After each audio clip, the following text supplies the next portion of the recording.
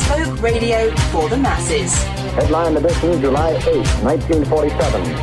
The Army Air Forces has announced that a flying disc has been found and is now in the possession of the Army. If the game is rigged, change the game. Game changer. I occasionally think how quickly our differences worldwide would vanish if we were facing an alien threat from outside this world.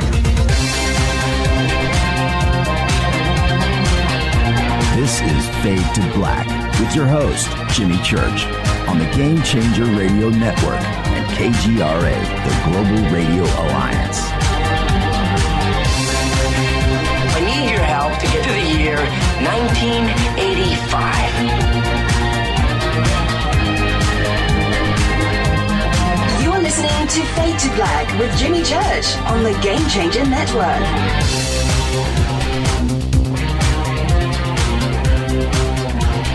Good evening.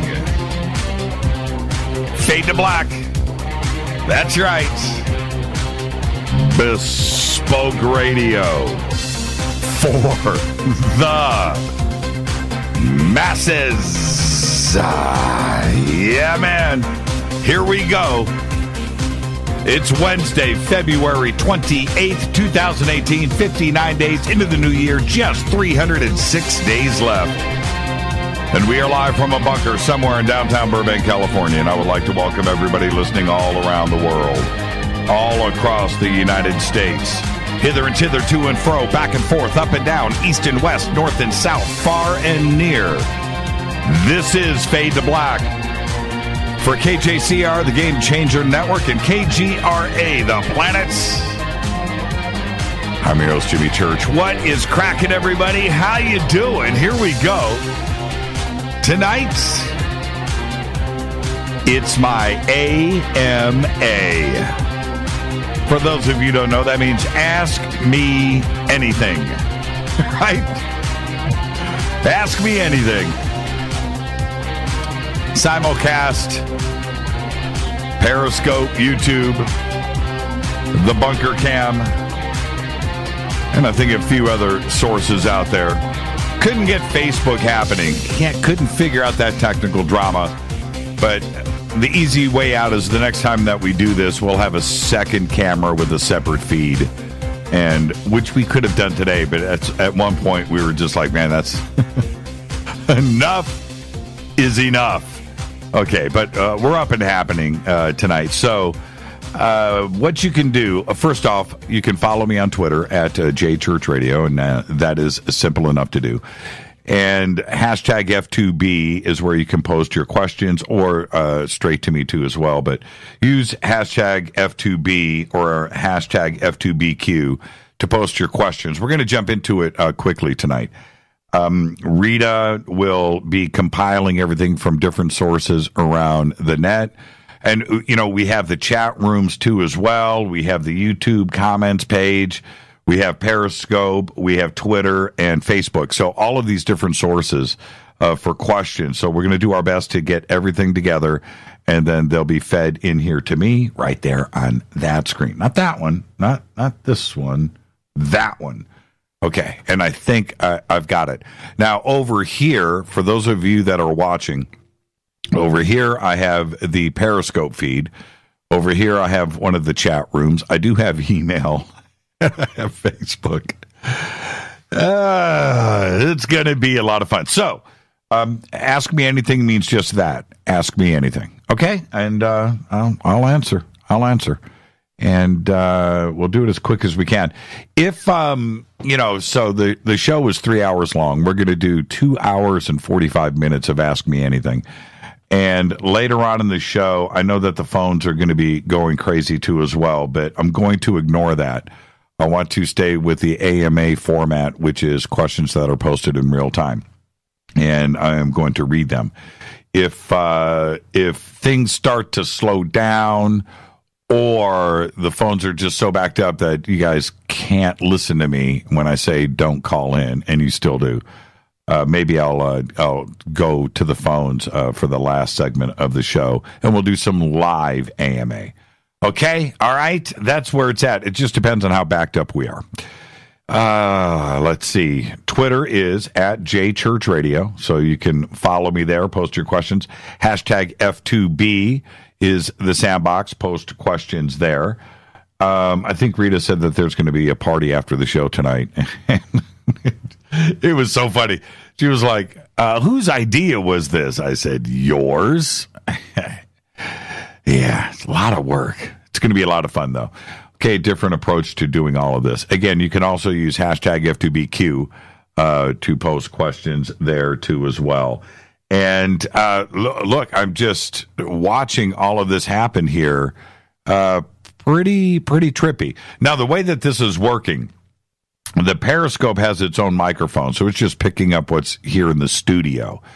And then the other feeds are all normal, what's going out to KGRA or TalkStream Live, YouTube, and all of that. And the website, that's all the normal audio. So I don't know if there's delays going on depending on where you're picking up the video feed from or how you're listening to the show. Okay? So there may be a slight delay there. Figure it out for yourself how you're doing this. I can only imagine what is going on out there. Okay, so there you go. I'm not going to take any email tonight. I'm not going to, it's going to be a little bit complicated, but I think we can get through all of this. So again, post your questions. The easiest, if you're going to take it easy on Rita, post either in Periscope or Twitter on those two feeds. Okay, but you can post anywhere, but we'll try to get it, as centralized as possible would be a Twitter, or it depends on what you use, or the Periscope feed. Okay? All right. A little bit of breaking news. I want to share this with everybody. Today, I was on the United Intentions show, radio show out of Atlanta. Great conversation today with host Tim May. Very good. Very, very bright guy. And I'll post the links to that when I get them for everybody to check out. But it was a pretty fun interview, and I think you would all enjoy that. But also today, my interview with Alexis Brooks of Higher Journeys posted today, and I got to see part of it. And, she's just brilliant. She's just a great mind. And it was a very cool conversation. We had it right at the start of the Conscious Life Expo before all of the madness happened there. Rita and I just arrived, and we got to the hotel and immediately went in and did this interview before the weekend started. So those links are up in Twitter now, and you should go and check that out. She's just great, and Higher Journeys is a really great broadcast. So go and check that out. The links are up. The ECETI Roadshow is here in California tomorrow night. It is in Malibu. Click on the banner over at jimmychurchradio.com for their schedule and details. But if you're in Southern California and you want to go to the Malibu event tomorrow night, it's right there. And also their schedule going all the way up the coast and ending sometime next month in Washington is all right there. So just click on the banners. Our next event is going to be Contact in the Desert. It's coming up June 1st through the 4th, 2018. Indian Wells, Palm Springs, California, at the Renaissance Resort and Spa. You can go and get your tickets, info, and everything else that you need is right there at jimmychurchradio.com. Just click on the Contact in the Desert banner right there. And also, don't forget to sign up for our Soul Tech Gathering, which is going to be up at ECETI Ranch. And that's coming up August 9th through the 12th. Again, tickets and info are over at jimmychurchradio.com for Soul Tech Gathering. Man, if I've ever needed coffee, today's the day. What? Just an incredible day. Doing interviews and setting up for this, and just so much fun. Soul Tech Gathering. Don't forget to subscribe to our podcast. Over 800 archive shows. Just $2 a month. $2 a month.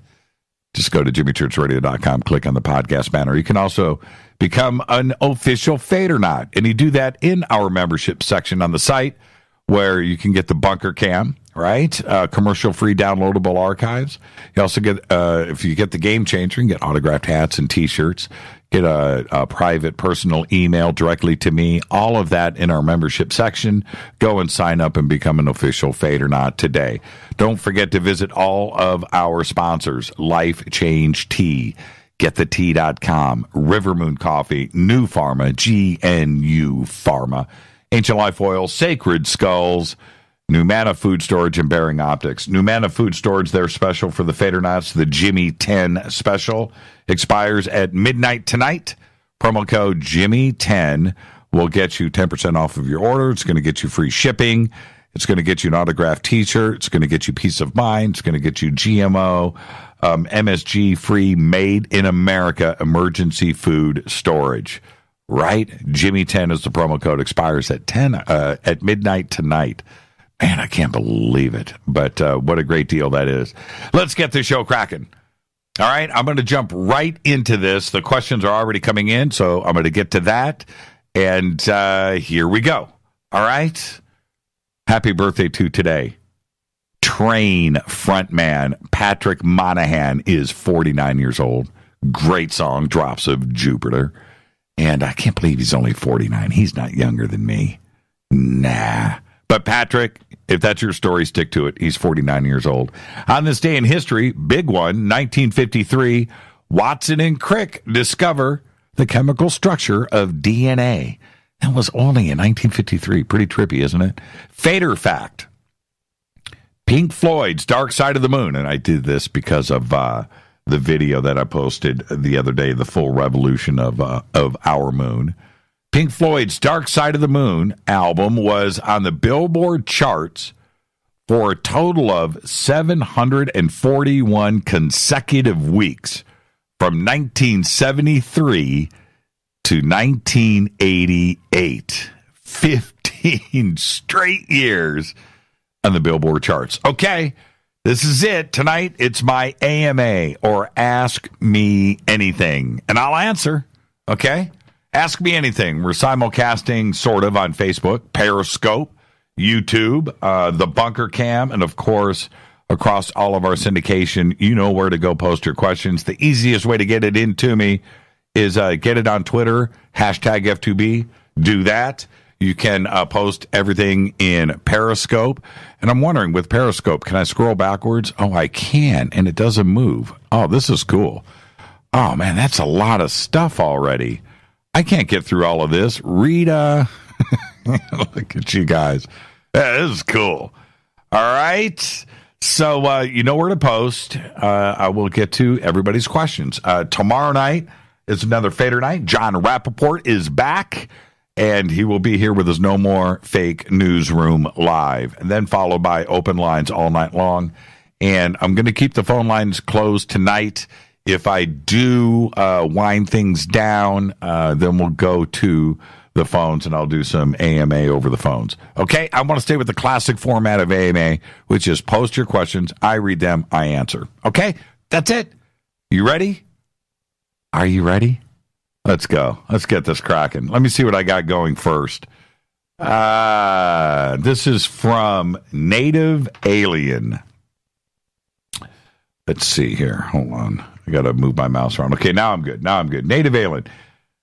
Have you seen the pre-recorded Q&A done by Luis Elizondo for the UFO Congress yet? And the answer is no. I have not seen it. I have been sent a couple of links, and I'm not sure if the whole video is up, that there are only parts of it. But no, I have not seen the Luis Elizondo presentation. I have asked a few people out there. I've done it live on the show, too. If you did see it, what did you think? And is there anything that you can tell me about it? And is there any news? And the answers that I have been getting from everybody is that it's pretty much everything that we already knew, that there was nothing new there. But that's only what I was told. I have not seen the interview. Now, I know that I've got partial pieces to it, but no, I have not seen it. Okay, next up from Street TB, Jimmy, where can I find a list of your bumper music tracks? That's a great question. And you can get them all complete. It is Doug Aldrich, the guitar player, Doug Aldrich, and it's from his CD, Electrovision. Electrovision, one word. So all you have to do is go and Google Doug Aldrich, Electrovision, and you can go and get the album. Now, the album was originally released here in the United States. It's going back to, I'm going to say here, 1995, 96, 97. I worked on that CD with Doug, and I'm thinking 96, 97 was its release, and then it turned into an import from Japan. I'm sure that you can still get the CD new, but it would be an import out of Japan. You could probably get everything off of iTunes, but the track listing itself, it's everything off of that CD. Okay, Doug Aldrich, Electrovision. Now, if you go, I'll tell everybody a couple of secrets here. On that CD, the musicians, who are all extraordinary, but if you look hidden in the tracks, we brought in Dizzy Reed from Guns N' Roses, and he played on 2 tracks. So if you go and look, there's Dizzy there, and we did it behind the scenes a little bit. We got approval from GNR, but there was some things going on there. But so Dizzy's playing on 2 of those tracks. Chris Frazier is the drummer, Doug, the guitar player, and the backup band, the bass player, drummer, were from Steve Vai's band at that time, from his album Alien Love Secrets. And both things were going on at the exact same time. So while we were recording Doug's album, Ian and Chris were filming the videos with Steve Vai during the day and recording for Alien Love Secrets, and then coming over to the studio and finishing up that. So that's why that album sounds so good. It's the top-notch guys out of L.A., especially Ian and Chris, and then bringing in Dizzy. And that's what that album is, okay? Recorded at Doug Aldrich's house. Okay, let me back up here. This is from Sarah. Sarah, I'm going in order here. Okay, Sarah says, obligatory, would you rather, Fade to Black obligatory, would you rather fight 100 duck-sized horses or 1 horse-sized duck? That's a great question. I'm going with 1 horse-sized duck. That's where I'm going with that. Yeah, 100 duck-sized horses, you're just going to get trampled. You're going to lose that one. That one, no, you can't win. So, no. I'm going with 1 horse-sized duck. Great question. This is from Mission Artist. And, okay, I got that, Rita. Thank you for that. So you're saying rapid fire, huh? Rita says I'm taking too long for questions. Read them faster. Mission Artist says, where in the world would you most like to explore mysterious ancient aliens evidence? Besides Pumapunku, I've got to go Egypt. Got to go Egypt. I would say Mesopotamia and Sumer right there in Iraq, but it's so hostile right now. And Göbekli Tepe, which is, of course, on the top of the list, right? But that's in Turkey on the Syrian border, and that is about as stable as the San Andreas Fault. So I'm not going there either. Giza Plateau seems pretty safe. Also Nazca, the Nazca plains down in Peru, certainly where they've been finding these mummies and artifacts. So I would go Giza first, Nazca second, Pumapunku, of course, and Göbekli Tepe, but it's just completely unstable. And so is, between the Tigris and Euphrates River right there in Iraq would be a cool place too. Like to go there. Can't. Right? So Giza first and Nazca Plains number 2. This is from Street TB again. Is this another same? Okay, here we go.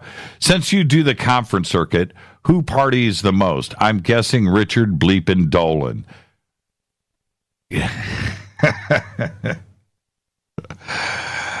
Richard Dolan knows how to throw down when he wants to. He's got an image to uphold. So, but let's say this: if the moment is right, yeah, Richard's pretty cool. Who parties the most? I would say that everybody keeps it in check. Everybody keeps it in check because we're working. But when we do get together, I don't think anybody has turned us down. Okay? And if you speak with any of the Fadernauts or any of the parties or any of the get-togethers that we've had, I think everybody has said yes. And that's everybody. I can go back to Alien Snowfest, and Stanton Friedman was there with us till like 2 a.m. in the morning. So think about that for a second. Stanton Friedman was right there with us. So, yeah, I would say that everybody is down to hanging out. Yeah, you picked a name. I think everybody's pretty cool there. Okay, next question. How many fingers behind my back? 5. No, 4 with the thumb. That's how many fingers are behind your back. That's from Ice Sphere. Okay, from Baphomet. Okay, Baphomet coming in. Have you always wanted radio as a kid, or was there another career you wanted to pursue? Now, I'm gonna be real straight. This is AMA Ask Me Anything. I've had a few different things that I wanted to do in my life, and I have done them all. Okay? I wanted to be an artist. Got that done, got that out of the way. I paid my rent from doing artwork from right out of high school all the way through here to California. I got that out of the way. I wanted to be a guitar player in a big hair band. Got that out of the way in spades. I wanted to produce records. I wanted to become a really good producer and learn that craft of music and audio and production. Got that out of the way. That was a brilliant thing. I've always wanted a TV show, right? Got that out of the way too, as well. And radio. Now, radio's the interesting part. Radio, I've had my eye on for about 30 years before I started to do it. So I did a serious 25 years of preparation, right? Of dress rehearsal. And I listened to all of the talk radio that I could. So I knew that radio was going to be where it was going to end up. Everything that I was able to do in my life, which is, art and guitar and music, all of that enabled me to roll all of those experiences of life into radio. Because now with radio, we can do the creative side with art. And Rita and I love that aspect of it. But the music part of my career and my life, I'm able to incorporate that into Fade to Black. Right? So if you think about it, it was all just a life's journey to end up here. So ultimately, yeah, radio was where it was at for me, and I knew that I was going to end up here. Okay, so there you go. Let's see. Where am I? Okay. A Civilization Lost. Do you believe that Mars was possibly inhabited with an intelligent presence at some point? Absolutely, 100%, no question about it. You look at the evidence on of Mars, the high-res imaging, and you look at that, and you take a peek around. That is not natural. There is plenty of things that indicate there was a civilization there. Before the atmosphere disappeared, I imagine that Mars was exactly like Earth. Same thing. Water, oceans, life, plant life, beautiful planet. Something happened, atmosphere went away, everything evaporated. That doesn't mean that there isn't something underground, right? So think about that too as well. But yeah, I'm absolutely 100% positive, not convinced, positive that life on Mars, it was fully inhabited. fully. Okay. Next, this is from Ray. When are you going to take DMT? Yeah, that's a question. I've had the opportunities. Okay. All right. Are you with me there? I've had the opportunity. I haven't done it yet. I can't imagine that I won't. Okay, so the opportunity's got to be correct. The atmosphere, the situation, and the setting have to be right. But there's something going on with DMT, and for me to comment about it further, there's only one thing left to do. Right? You got to go and smoke it, and I'm not opposed to it. Okay, so now when will it be? Soon. How's that for an answer? It'll be soon. This is from Murph. Murph says, how does your library of dreams work? Is it something you decide to dream before you go to bed or after you fall asleep? No, it's before I go to bed. And this is what I do. It's before I go to bed. Now, in my library of dreams, and that list is too long to get into that, but, I've got it indexed. I know what's there. And this is what I do. I don't think I've ever even spoken to Rita about this, but this is what I do. I close my eyes and I picture a black window, like a window in a house, right? A black window. That's what I see. And then I go through the window. And that's how I fall asleep. Okay? And I've done this since I was a little kid. It was always this black, door, black entrance, and it was always square. And when I was fighting to go to sleep or trying to get to sleep, you got to get rid of the noise in your head, the thoughts of the day or whatever, problems in school, your neighbor, whatever it is. You didn't clean your room and you got yelled at. You've got all this clutter in your head. So to get rid of the clutter, I would picture this black window and go up, because I was a kid, I guess this is when this started, I would go up to the window, climb up, and go through it. Instantly asleep. And then, so I would pick my dream out, I knew where I wanted to go, and then I go to the black window and I crawl through it. Now, don't try this during the show because you'll fall asleep. But after the show tonight, if you want to get back to me and report back about my technique, if it works for you, I would love to hear. I've never heard any other dream experts talk about this. I've kind of held this back. Like I said, I've never even talked to Rita about it because it's my own little private thing. But this is AMA, Ask Me Anything. So there you go. So there, try that tonight. Close your eyes, picture a black window, and go and crawl through it. Just try to get through that window.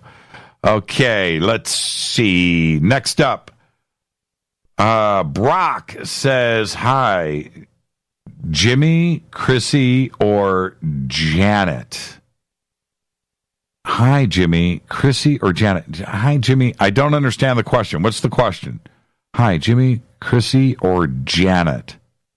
Okay, I need some more. There. I don't know what that is. Rita, send me the real question. Hi, Jimmy, Chrissy, or Janet? Huh. Man. Jimmy, in your 4+ years of hosting the show, who has been your strangest guest? Strangest guest. Oh, we've had a few. Strangest. Strangest guest. Stan Romanek comes to play here. Stan was very strange. The guy that wrote Souder, the guy that wrote the Underground Tunnels book, Underground Bases out of Ecuador, that was a pretty strange interview. Michael Horn, the Billy Meyer guy, very strange interview. That's a strange cat right there. So there you go. Those are my strangest. Let's see. Tell us about the guitars. Did Stevie Ray Vaughan own? Did the Stevie Ray Vaughan one really belong to Stevie Ray? And why is the whammy bar on top? Okay, so he's talking about this guitar behind me. You can see it right there. The Stevie Ray Vaughan guitar. I'll bring it down for everybody. Okay, so here it is. This is a copy of Stevie Ray Vaughan's #1 guitar. Okay, so you can see it there. It's a copy. Fender, you see it, right? It's got the cigarette burns. Everything is a direct copy from Stevie Ray Vaughan. It's the same as his guitar. Pretty cool, right? Okay. So you're asking me about this. Why is the whammy bar on top? That's because on Stevie's guitar, instead of being on the bottom like a normal guitar, like the other ones here, right? It's on the bottom. Stevie had a left-handed vibrato bar put on this guitar. So it's a left-handed vibrato. This actually would go on a left-handed guitar. And if it was this way, it would be on the bottom, right? But there it is. There you go. All right. Does that answer that question? Okay. All right. Tell us about the guitars. Okay. So I think that answers that. Let me get up here. Okay. Next question. Well, okay. That guitar is a Jackson, the one next to it. That's a Jackson. Maple neck. I prefer maple necks. And these are Strats over here behind you that you can't see. Okay. Next up, Alyssa says, do you have a favorite philosopher or a philosophical question? Ooh. Before I say all of them, I like, when it comes to philosophy, I am not a philosophy major or heavily researched into that. But what I do is read as much as I can and try to make myself sound smart. How's that? I read as much as I can. I almost don't agree with any of them. It doesn't fit me. And I think that the philosophers of the past, and whether you go back to Greece, or you go through the Renaissance, all the way through to some of the modern philosophy today, it almost fits their time period. You know, their time and place that they were in. I'm not so sure if some of the Greek philosophers today in modern society would be speaking about philosophizing the same way. So it's fun to read, and you think, man, that's smart, but it doesn't apply to me or my life today. Does that make sense? So no, I don't really have any words that I live by when it comes to philosophy. Okay, next, this is John from Virginia. Jimmy, what about the mystery booms heard all around the world, the booming and the shaking? I wish I had the answer for that. Some of the videos that I have seen from some of these mystery booms are pretty convincing. What I haven't, you have the horns, you have the booms, you have the shaking, sonic things that are going off in the sky. Then you have stuff that is coming from around town, seemingly from under the ground too. So this is what I think. The earth vibrates, and when things start to kick off at a certain frequency, that is an audible frequency to us, that could be an explanation for a lot of it. The other part, what's going on in the sky, could be some movement of the earth, granite, electromagnetic things that are happening that cause lightning and other things to appear in the sky, right? That comes from the ground. And that could be some of the booms that we are hearing from the clouds. Then you have the other part of it. So that's the natural side. It could be very natural. But again, the resonance from our planet. The other booms, though, which I listened to a lot in the 1980s. Oh, and I blew right past the commercial break doing this. So we got to go to a commercial. How did I do that? I've never done that. Is Aurora and other testing of hypersonic aircraft, right? And all through the 80s, we had sonic booms. We had them, it seemed like every day, every week in the 80s in Pasadena. We had sonic booms every day. And it got to the point where we stopped talking about it. We did in the beginning, but then we just stopped talking about the sonic booms. So could it be the Aurora and other craft that are up there breaking the sound barrier inside the United States, which is illegal? That's why the Concorde never flew here. No, they wanted those sonic booms to occur over the oceans. The sonic booms that were happening in our skies inside of our country indicates the testing of those aircraft here. So I'm not sure what it is. So with that, I went right through a commercial break. I've got to do this. I got to take a break, and I'll be right back. Tonight's my AMA, and yeah, lots of questions, and I'm going to get to them all. Okay, you guys having fun so far? It's pretty cool. I'm going to get through them all. It's AMA, and I'll be right back. It's Fade to Black on the Game Changer Network and KGRA The Planet. I'm your host, Jimmy Church.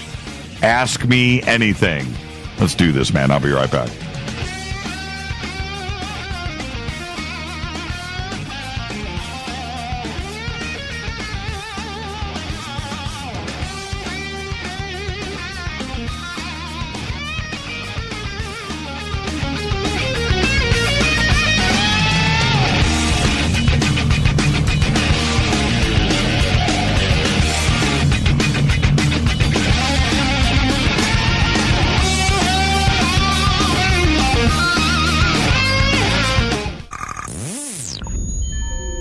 You're listening to Jimmy Church, Fade to Black. Fade to Black will now pause for alien identification. The station that talks the net. KGRA Radio. When you take the beans from Central America with dashes of Indonesian and African mixed in and then roast it to the dark side of Fade to Black, you create the ultimate brew of fringe. Introducing the Fade to Black blend from Rivermoon Coffee. Yes, Rivermoon's darkest customized roast was created for the love of Fade to Black. The alchemy of masterful roasting and smoking the beans is in every sip of this full-bodied, dark Java. I need my coffee dark, deep, with distinct bittersweet chocolate highlights, just like the bunker. Leaning further into the darkness of the roast is Fade to Black blend from Rivermoon Coffee. Just click on the banner at jimmychurchradio.com and use the promo code F2BBLEND for 15% off of your order today. Go Beckley Teppy. Natural Health Solutions with Chris and Ronnie. Hey, Ronnie, how you doing? Great, Chris. Now, you're the CEO of GetTheTea.com, right? Yes, I am. What is GetTheTea.com? I mean, is this tea you buy in a store? Well, no, it's not. Life Change Tea is just that. Life-changing. Life Change Tea is an herbal tea that gently cleanses your body from intruders. What do you mean by intruders? Well, intruders are toxins, chemicals, GMOs, heavy metals, and more. They're in our food, in our water, in our air we breathe. Seriously? Yeah, seriously. And Life Change Tea will help you with removing these, as you say, intruders? That's right, Chris. Are there side effects with this tea? Well, you might lose a little weight. When you clean your colon, you lose weight, you feel better, and you have more energy. Wow. Ronnie, where can people purchase Life Change Tea? Oh, that's easy. GetTheTea.com. That's GetTheTea.com. Ronnie, I want to thank you for being on the show. People, don't forget, GetTheTea.com. 9 out of 10 geneticists agree. Fade to Black is not your father's radio show on the Game Changer Radio Network and KGRA, The Planet. Win big with KGRA this summer. Tickets and hotel accommodations to the biggest conferences, autographed books and DVDs, chances to win all-inclusive conference cruises, and private dinners with your favorite KGRA hosts. Click the contest tab at KGRAradio.com for your chance to win big this summer. Your contact for the best alternative talk radio on the planet. KGRAradio.com. Hi, this is Rob Reiner from Anvil, and you're listening to JimmyChurchRadio.com. What's up? I'm Chris. What up? This is Kyle Massey, and you're listening to Jimmy Church Radio.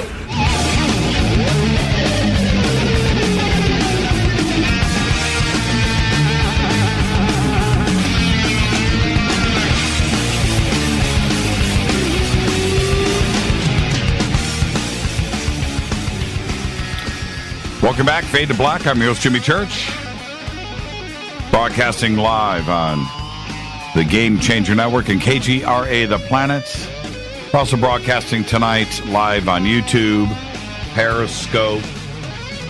It's my AMA, Ask Me Anything. You can post your questions. I've got some up. Rita, I've got some stuff here on Facebook, too, as well. I don't know if you're grabbing that. Of course, we have Periscope, Twitter, and so forth. Okay, everything is coming into me live here. And let's get straight back to it. Lots of stuff here. I'm going to try to get through these as quick as possible. Okay, let's see. What is the airspeed velocity of a European unladen swallow? Well, okay. The answer is about 25 miles per hour, but it depends on how many coconuts. And if it's 11 meters per second, or 2 coconuts, if you measure this correctly, and I've done the research. But great question. Let's see. This is from Christina. Christina says, ever been on any of the Gaia programming? No, I have not. I've been invited. The Twitter and Facebook are combined. Okay, thank you. Have I been? No, I have not been on Gaia. I've been invited, yes. It's always about timing, and so there you go. Where the future is, yeah, there's going to be some stuff on Gaia at some point. If not, which programs would you most like to be on? You know what I want? You know, and I know this sounds strange, but I would like to be on Beyond Belief with George. I want George. I think that would be fun. So, yeah, I'd like to be on Beyond Belief. George. Been invited. We've never been able to get the schedules lined up. But that would be really cool. I would also, of course, David Wilcock. I would like to turn the tables on David and have him interview me. Corey Good would be a lot of fun. And also Jay Widener's show that he does on hidden messages in film. I would like to do that show with Jay, too, as well. Okay. Next up, this is from Mark. Are you going to have Grant Cameron back on for a TTSA show, To the Stars Academy? Yes. And we were talking to Grant about that right now. He's actually on the road this week. Next up, this is from Andrew. Andrew says, when was the last time you smoked weed, Jimmy? The last time I smoked weed? Man, I almost got to defer that to Rita. I'm not sure. It's been a while. Not opposed to it. I just don't do it. It's been a few years, couple of years, maybe one, maybe less. I don't know. You know, weed is around. It's legal here in California. It's everywhere. And I see it and smell it every day. I just don't smoke it every day. But no, I'm not opposed to it. I used to smoke weed every day, like so many of my friends, but I stopped smoking like every single day probably about 10 years ago. It's been about 10 years since like I puffed every single day. And the last time, yeah, it's probably been a year, maybe 2. Okay? Being straight with you. There you go. Not opposed to it. Love the smell of it. Man, at Conscious Life Expo, walking around the hotel hallways, there was weed. I thought Snoop Dogg was staying at the Hilton. It was insane. All right. This is from Michael. Michael says, have you ever interviewed David Paulides on Fade to Black? No, never on Fade to Black. About missing 411. If not, maybe on a future show. He's a great guy. I got a chance to hang out and interview him on one of my panels at Contact in the Desert. I'm thinking it was 2 years ago. He was also next to us in our booth, so I was able to hang out with David over those 2 or 3 days. Great guy, funny guy too. That, you know, he's intense, but you get to know him. He's a really cool guy, really a great guy. We should get David Pilates on the show. There you go. Thank you for that. And we will do that. Some things just, they just get away from you, right? This is from Princess of Wands. You and Rita are marriage goals. How did you first meet? Inquiring minds want to know. Fate or love. You can tell them. Rita's funny. Rita and I met in 1998, and we met via, in a strange way, though. This was in a strange way. I don't think it was arbitrary. Some things are meant to be. But we met via the internet. She thought that I was somebody that her friend, I believe, or at least that's Rita's story. And then we ended up immediately after that going out. We haven't stopped. And that was in 1998. This is 2018. Rita and I a couple of days ago, we were talking about how many days that we have spent apart in the last 20 years. And the answer is not many. Not many. It's days. Maybe a week apart in 20 years. And we're both still alive. That's the good news. Okay, next up. Did you hear Jim Semivan and Melinda Leslie interview? What are your thoughts? No, I did not hear that. Who interviewed who? Jim Semivan interviewed Melinda Leslie, or did Melinda Leslie interview Jim Semivan? Yeah, but the answer is no. I have not heard those interviews. Jimmy, and this is from Alex. Jimmy, tell the story of exactly what happened during your meditation at the East Ranch Medicine Wheel. All I will say, and I know that you want to get that out of me, it was too personal, I think, to discuss. Also, it was very detailed and heavy. So there's the emotional side of it, and trying to put all of that into words, I don't think it would make sense to anybody. All I can say, all that I really want to say, because I want people to go and experience that kind of stuff for themselves, and I think you would understand after you go through it. All I want to say is this: there was an entrance from the left side of my brain, it's the best way I can explain it, of a very thick, what looked like a pink light that came in and lit up my left side, and eventually went all around me. Okay, so I was enveloped in this pink, and it wasn't red, it was pink. Okay, and I couldn't see, and I was looking around, I couldn't see an end to it. Okay, so there was, I could look down, I could look up. It seemed like I was looking around in my mind's eye. I was looking around, and everything was pink. Okay, other than that, and I'm not going to go further, but it was an extraordinary thing to go through. Extraordinary what happened. This is from K28. Jimmy, did you see the humongous black boomerang flying over Porter Ranch yesterday morning at 9:15 a.m.? No, I did not. And what the heck are you talking about? What do you mean, black boomerang flying over Porter Ranch yesterday? And did you see it, K28? And if you did you take a picture? How come I'm hearing about this now at 7:45 Pacific time on Fade to Black? I want to know more about this. Did anybody else see this black boomerang over Porter Ranch? Porter Ranch is in the valley, the north side of the valley, northwest side of the valley here in Southern California. North of Van Nuys, west of Van Nuys, west of Northridge, out on your way to Simi Valley.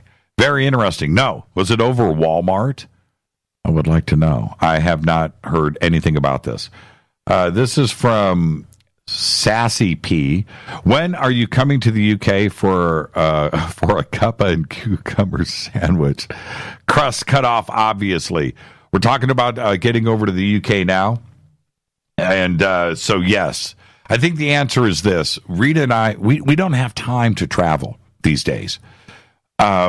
So, especially just inside here in the United States, we're invited all over the place all the time, and we can only do so much. That's the first aspect. The second, international travel and trying to do something and get back. We have Fade to Black, and are we going to broadcast from overseas? We can't stop the show here. So how do we squeeze this in and figure it out? But the answer is this.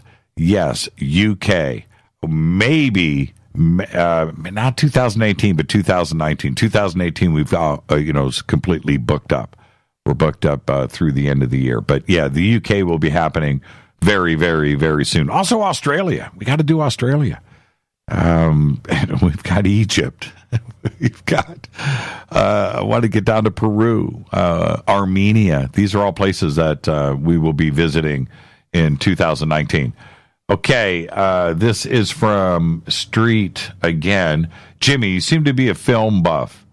Favorite sci-fi film? No question. 2001: A Space Odyssey. End of story there. What do you think happened to Marduk after Babylon fell? Is he still around or died in the war between the gods? Okay.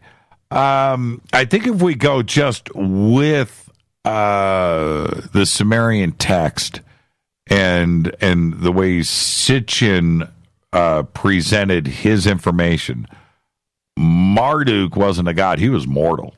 That's what I think. He had a long life. They were smart, but I don't think he reincarnated. I don't think he was a god. I think Marduk is dead. How's that? Okay, this is from Kathy. Do you play or just collect guitars? No, I play. Today, I'm more of a collector than a player. But there was a time in my life I played guitar literally 24 hours a day, never stopped. Guitar was and still is my life. I love guitars, and I love to look at them and collect them. Yes. So there you go. So, no, I still play. Don't ask me to play right now during the AMA, though. Let's see. Eddie in Pennsylvania. Hey, Jimmy, do you think Sasquatch is real, a spirit, or something completely fictional? Thanks. I'm still... Sasquatch is... And Bigfoot, that's a fascinating subject.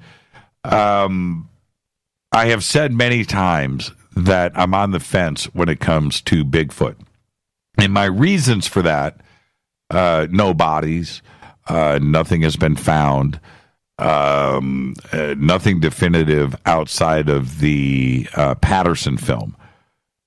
The more interviews that I've done with eyewitnesses, certainly what we went through with Lorcan O'Toole up at East Eddy Ranch was interesting. We had Clyde Lewis's sightings. We have Steve Murillo and Alex Mistretta and Rick Sinnott and what they found with their footprints. Just got a set of photographs emailed to us over the last couple of days by a close friend of ours that does not want to go public because he's a private person. But he sent us a collection of about 20 footprints, and this is a pretty big guy. He's a pretty big guy. And the footprints are huge. They're twice as big as my friend's feet. And so he's going to go back out and go back to this area and take some more photographs. This all says to me that there is something going on. Is it interdimensional? I don't know. Is it real? I don't know. This Bigfoot thing, I think it's going to get resolved. I want to know one way or the other. And man, is he E.T.? Right? But there's something going on.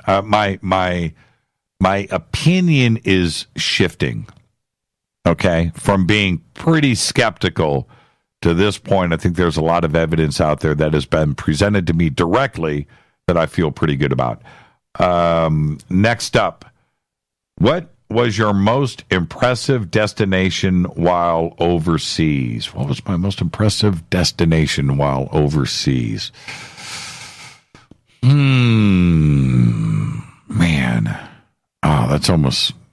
I am going to say... You know what? I always think about this a lot. I went to the top of an island called Toboga down in Panama and out in the middle of the Pacific Ocean. But at the top of this island, and it's a grass island, big hill, and at the top of this island was a cross, a big concrete white cross. I'm going to say 15 foot, maybe 20 foot tall cross at the peak of the island.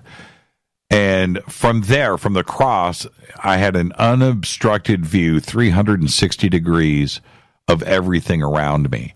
And I could look down. And so standing up there and just looking around and just seeing an unobstructed view of the coast of Panama, and then on the other side, the Pacific Ocean, looking down on all the boats and the ships and just seeing everything. And I could even look 12 miles away and see where I lived. It was pretty, and I think about that all the time. Yeah. I'm going to have to say that, the top of Toboga Island in Panama. Pretty cool.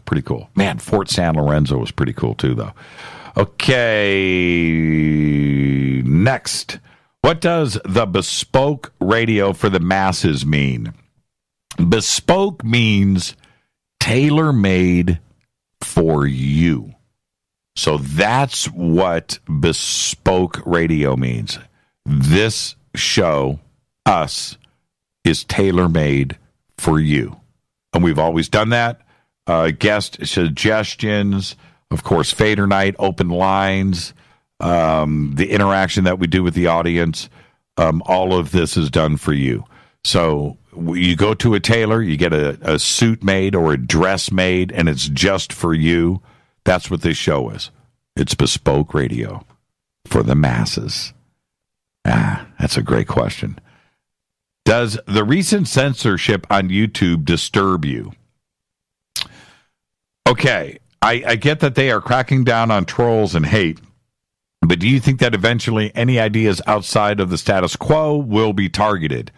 I just posted up on Facebook that question. That's funny that it is here. I posted up on Facebook, and let me find it. Or did it not post? Did I not post it? Oh, yeah, here it is here. This is what I posted on Facebook. So much is going around about certain YouTube channels being taken down. Do you know of any? I would like to compile a list. Not channels that say that they are being messed with or demonetized. That happens every day, including ours. I'm talking about channels being removed. Please post them here, and I'll speak about them on tomorrow's show. So there you go. I will... now, this is... To take this a step further, and I'm going to answer this as quick as I can, you have to be very careful with the freedoms that we have today with YouTube and social media and stuff, because you can write or post or record or video anything that you want and put it up there. And there has been this trend for clicks, and people will say or post or upload anything and make it up just for clicks. You have to be careful when you're doing that, because people want to believe. They want to believe in conspiracies. They want to believe in things. They want to believe. And if you post something that is not true, that is not factually backed up by something, and you are accusing or saying that somebody is or isn't what they really are, you need to be careful. I think that freedom of expression and speech has been taken advantage of. So if you have been taking chances, right? Taking chances by posting stuff up that you can't back up by fact, and you get caught and you're posting stuff that isn't true, that's on you. Okay? It's not about taking down the truth. It's about probably taking down something that's not true. And YouTube, there is no obligation by YouTube or Twitter or anybody else or Facebook to you. Okay? Just because there is the First Amendment out there, freedom of speech, doesn't mean that you can go and do whatever you want. It doesn't work that way, not on somebody else's platform. If you want to create your own website and post videos up there, you're free to do that. But you're certainly not free to go to some other company and post on their site. No, if they that's it. It's really true. There is no censorship or freedom of speech violations here. You don't have any contracts. There's no obligation to you between you and YouTube and anything else to post whatever you want.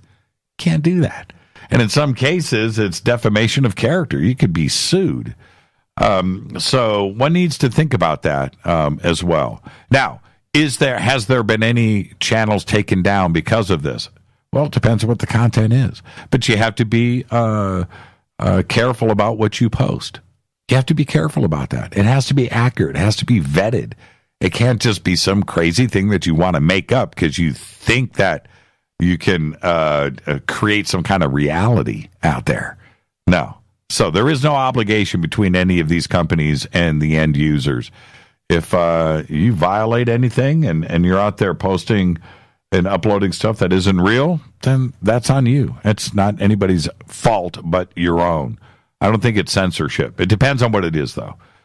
When you see, okay, let's see here.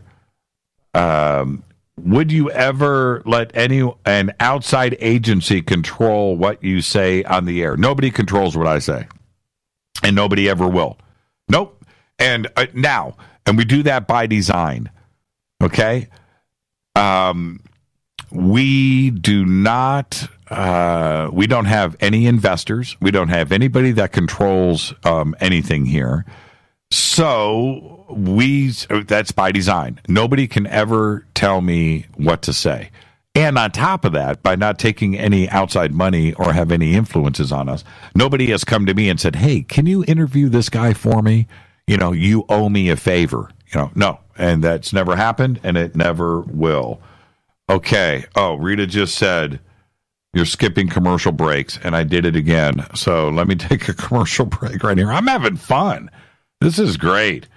Fade to black. Let me get to this commercial break. I'll be right back. AMA, and I'm looking here, and there are literally, I've got hundreds of questions to get through. I think my answers need to be faster if I'm going to get to everybody's. Yeah, this is crazy. This is nuts. I'll be right back. Fade to black. AMA, Ask Me Anything on the Game Changer Network and KGRA The Planet. I'll be right back.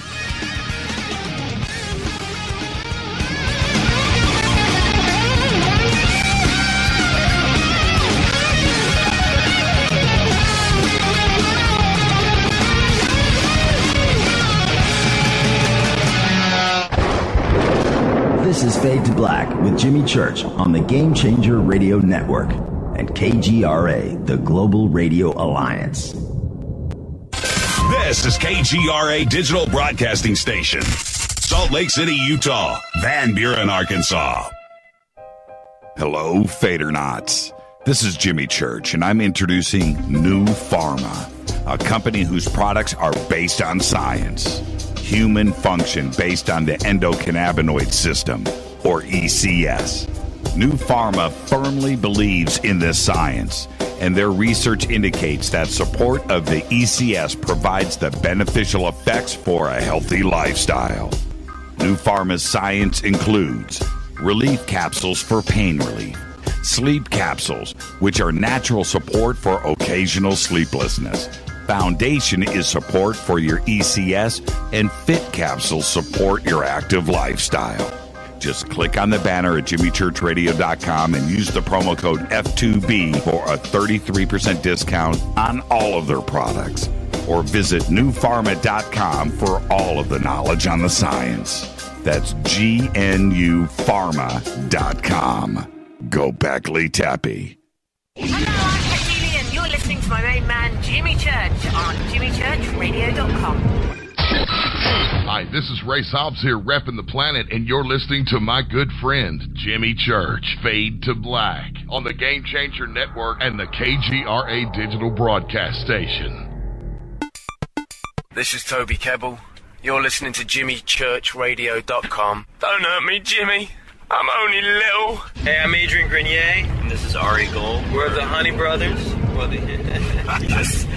We are of the Honey Brothers. Hey, I'm Adrian Grenier. And I'm Ari Gold. We're the Honey Brothers. And you're listening to Jimmy Church. The Revolution.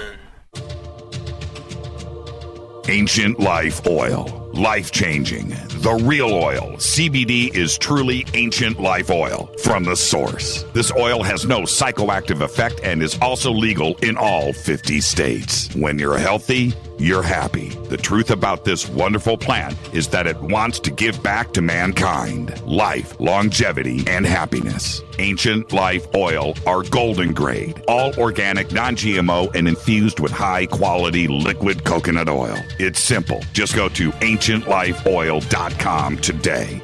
That's ancientlifeoil.com. The best, purest, organic, and non-GMO CBD in the world. Go Beckley Tappy. The statements made regarding these products have not been evaluated by the Food and Drug Administration. These products are not intended to diagnose, treat, cure, or prevent any disease. Please consult your healthcare professional about potential interactions or other possible complications before using any product. This is Micah Hanks of the Gralien Report, and you're listening to Jimmy Church on Fade to Black, across the globe on the Game Changer Radio Network and the one and only KGRA Radio, The Planet.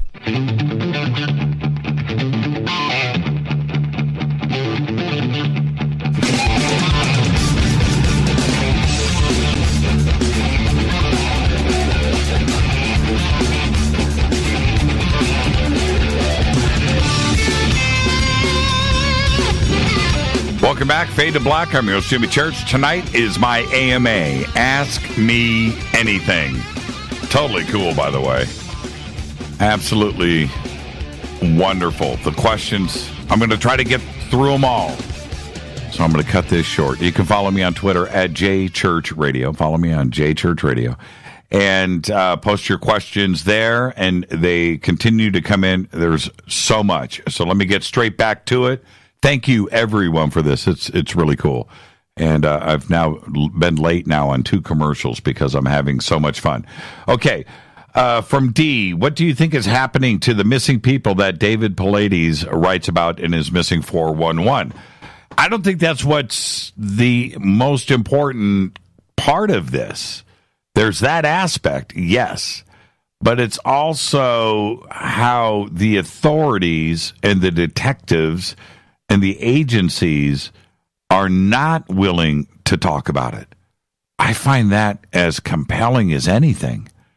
So, do they know what's going on? And David is sniffing around, and they don't want to talk to him about it. Yeah, I'm not so sure. And there's the missing, and there's just some of the bodies and how they were, positioned in certain ways, and the shoes aspect. Very, very, very strange. So, yeah, he's done some of the best research out there. But it's the way that the authorities are not willing to investigate. And if they are investigating, they're not sharing that information with the families or with researchers or with David. Yeah, absolutely fascinating. Philip says, "Hi, Jimmy. My question is, if we are gods, as Billy explained yesterday, what should our ethic be?" Our ethic, okay. Talked about this with Billy last night, and I talked about it today also with Tim May in Atlanta. The most concerning thing for me when it comes to ethics and morality is how we can allow half of this world not to be able to have dreams, not to be able to pursue, not to be able to have bliss. And what comes along with that is education and food and a home. And, they are trapped in an existence that they can't leave. And that is disturbing because those at the very, very top, the rich, the elite, with the wave of a hand could fix everything on this planet. for those out there that don't have things. And that, if we are all gods, we should just take care of that. And that's really the truth. And so much of this world is in a place where, the other half of the world is in a place where they don't have to worry about food or heat or watching television or going to school, health care, and they haven't left to explore the world and go to see how the rest of the world lives. They don't understand it. And if they did go and do that, I think the outrage would be such that we would have a distribution of wealth. And it wouldn't even affect the pocketbooks of the rich. Look, if you are worth $1 billion, I think you could live pretty well on $500 million, right? What do you need? Give it up.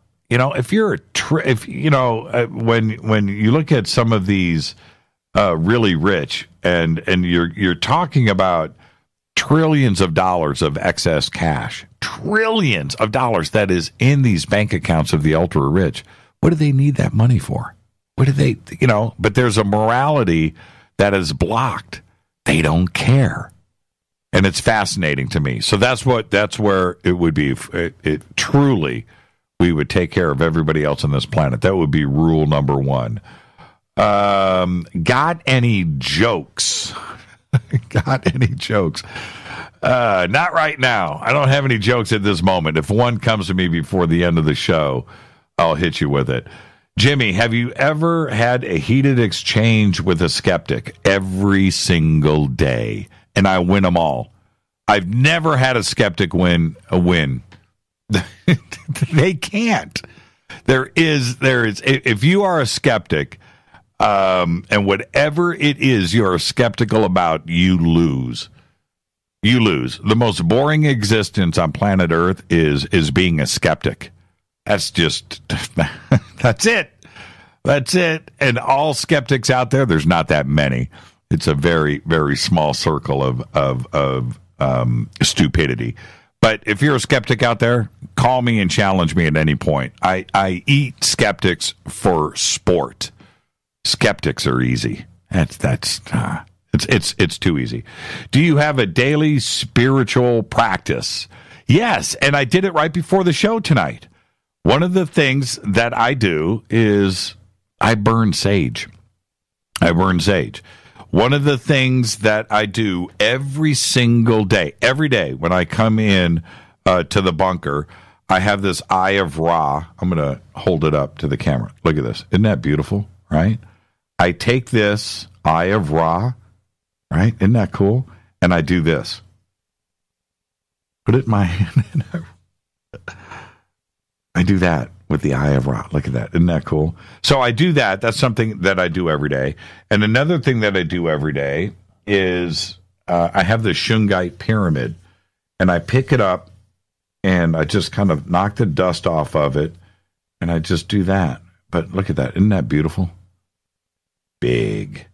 And so I do that every single day. I clean my Shungite pyramid that I keep right here and my Eye of Ra in the palm of my hand. I don't know if it's spiritual or if it's some kind of obsessive compulsion disorder, but I do that every single day. And I burn sage. And I burn some really cool incense. Spiritual? Don't know. Habit? Definitely. Okay, let's see. Next up. Why did Richard Doty call in? I don't know. You have to ask Richard that. Is he just missing the drama? Or could be. Or working for OSI? Probably. Off the books? Yes. Yes, and yes. You answered that for me. Richard just called in. And that's it. It turned out to be one of the great conversations that was on the show. I was trying to hold the anger back, and I think ultimately, although after the show was over and I went back and listened to it, there were other questions that I should have asked. I didn't even think about. I was caught up in the moment, but certainly I felt cleansed that I was able to finally get some of those questions out. Whether they were answered truthfully or not, I leave that up to everybody else. Whatever happened to the winners of the podcasting equipment? That's a great question. They are working on their podcast. I would like to get to those podcasts and get them on the air. The 3 winners that we had selected all submitted really, really great auditions, and I expect some really good stuff to come out of each of them. What? This is from Larry. Ever heard of his animal stories from WLS? Ever heard of him? I don't know what that is. Can you submit that question again? Ever heard of his animal stories from WLS? Ever heard of him? Larry, I don't understand the question. There you go. This is from Freeman. Freeman coming in. What do you think of the great YouTube purge? I know, Freeman, I've been watching your post about this. And again, I want answers from everybody. Who has actually been purged? What were the actual channels that have been removed? Freeman, let's you and I talk tomorrow before the show. I want to compile a list together and see what is going on with that and what the content was. There you go. And thank you for that, Freeman. It's concerning. You know, it's concerning on both sides. Are they pulling down channels for no reason? Is it done by automation? Is there a human behind these decisions? You know, that's the thing. Is there some kind of manual review going on here? Is there an appeals process? Can you state your case? Or is it automation and software that is scanning for words? I don't know.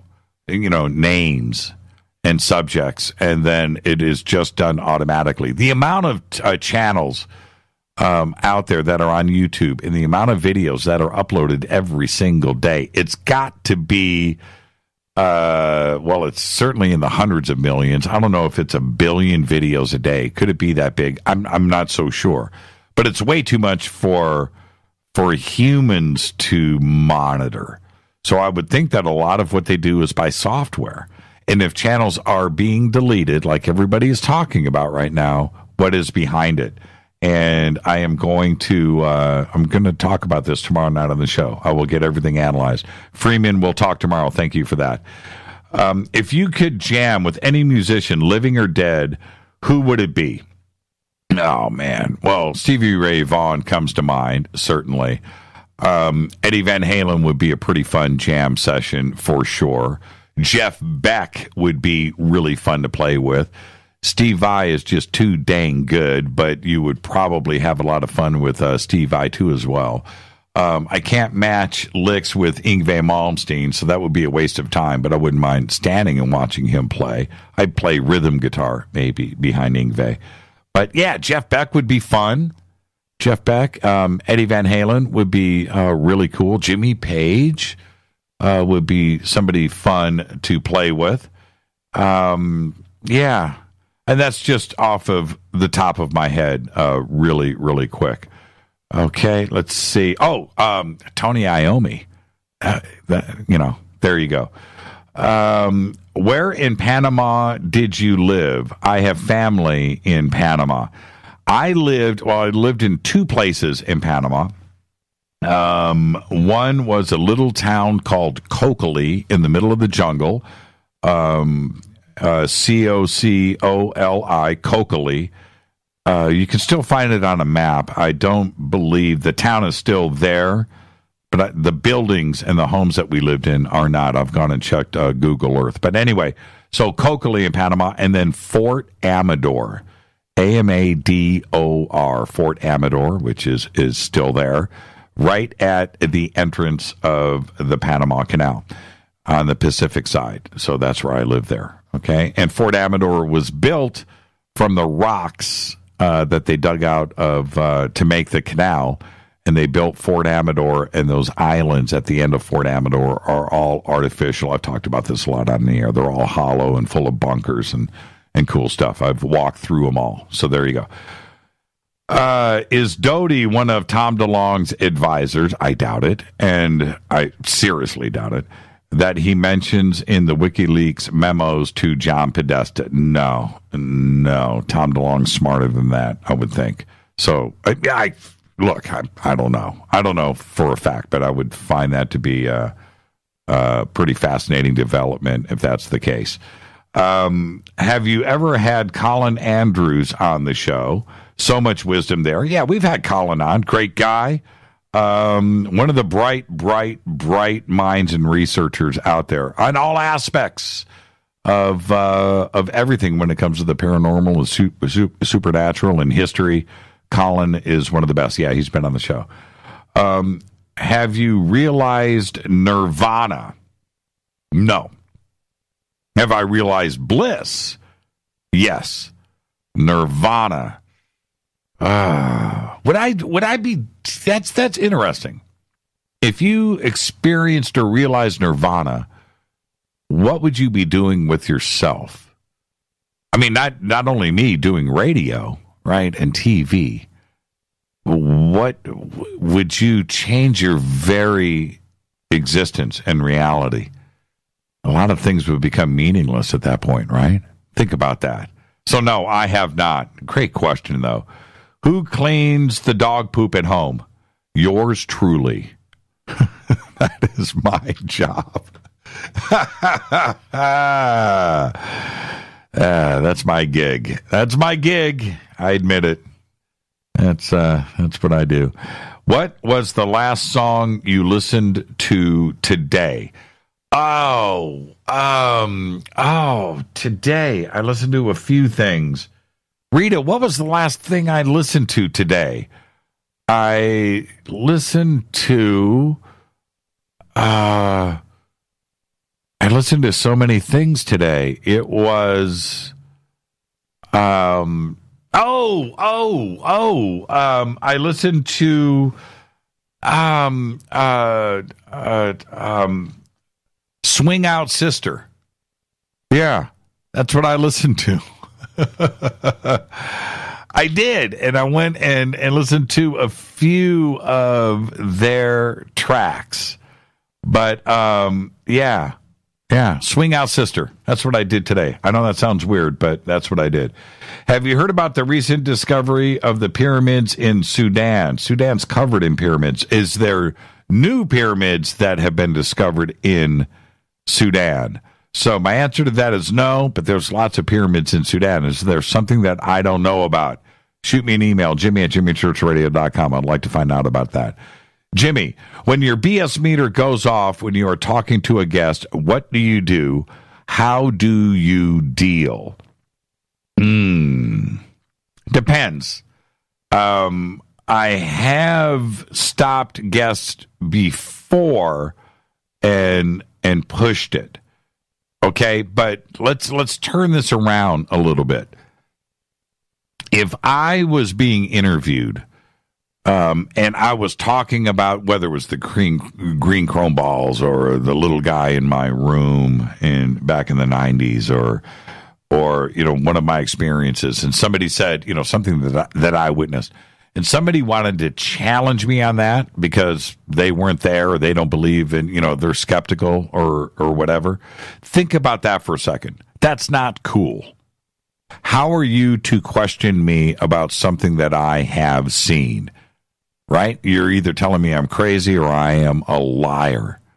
So based on that and my own experiences, if somebody is pushing it with me, I really can't. I leave it up to the audience to figure it out and let you guys use your own discernment and your own BS meter. It's not my job to do that. And the other part of that, which I think is even more important, if my BS meter goes off and I close somebody down and somebody else that wants to come on this show or thought about it maybe wouldn't come on because they would feel that I would challenge them, and therefore we would not hear something that could be important, right? So I need people to feel like they can come on here and just tell their story, tell about their experiences. The BS meter goes back to you guys. And now my BS meter is always live with these cameras. So you would see me go, right? I can't do that. I used to be able to do that, but I can't do that anymore, and I won't. There you go. Where am I? What's the current research status of the underwater USO base off the coast of California? Any new developments? We went out, now that the show was out and has aired, Breaking Mysterious, the new series that we shot for History. I went out on a boat with Steve Murillo and a full crew, and went out and we had an underwater drone that went down to a depth of about 1,000 feet, and we filmed, and we went right there. And what we found was this: as we scaled the walls there, and we got stuck on one of the pillars. The pillars are 750 feet, so that's, think about it, how big that is. It's the size of a football field. And it's 1,000 feet tall or 1,500 feet tall. It's huge. And we got stuck. And the boat that we were on, as we moved it, the drone would pull back and lose its depth. And we would have to stop and wait for the drone to come up and get level again. And then we weren't able to video very far. The lights wouldn't go as far as we wanted. The sonar equipment that we dropped kept malfunctioning.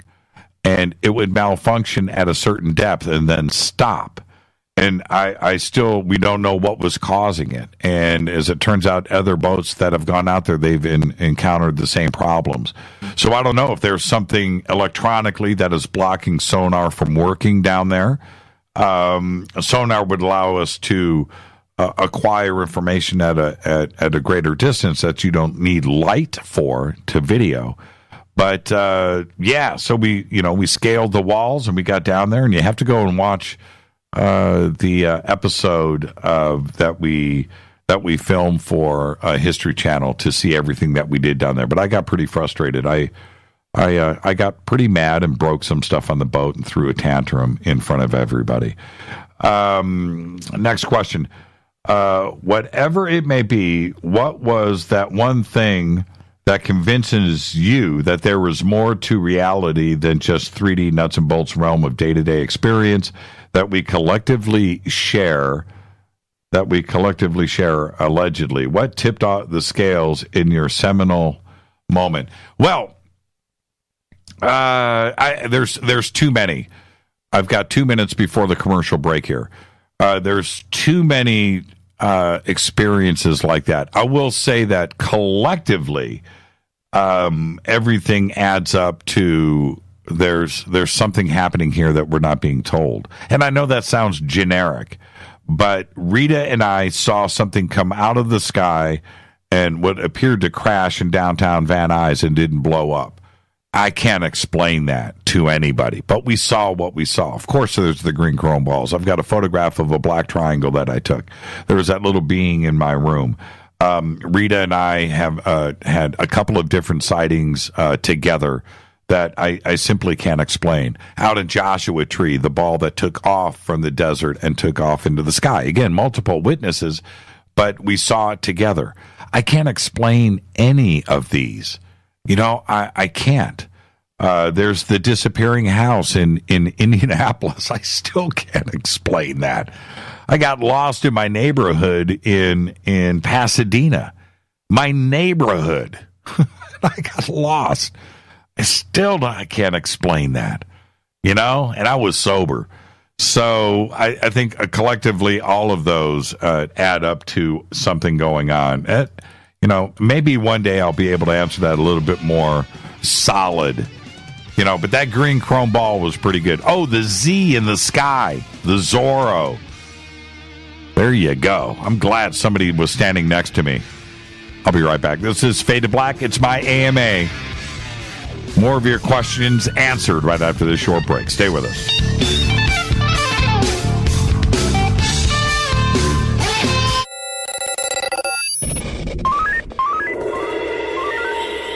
Here, we listen to Jimmy Church.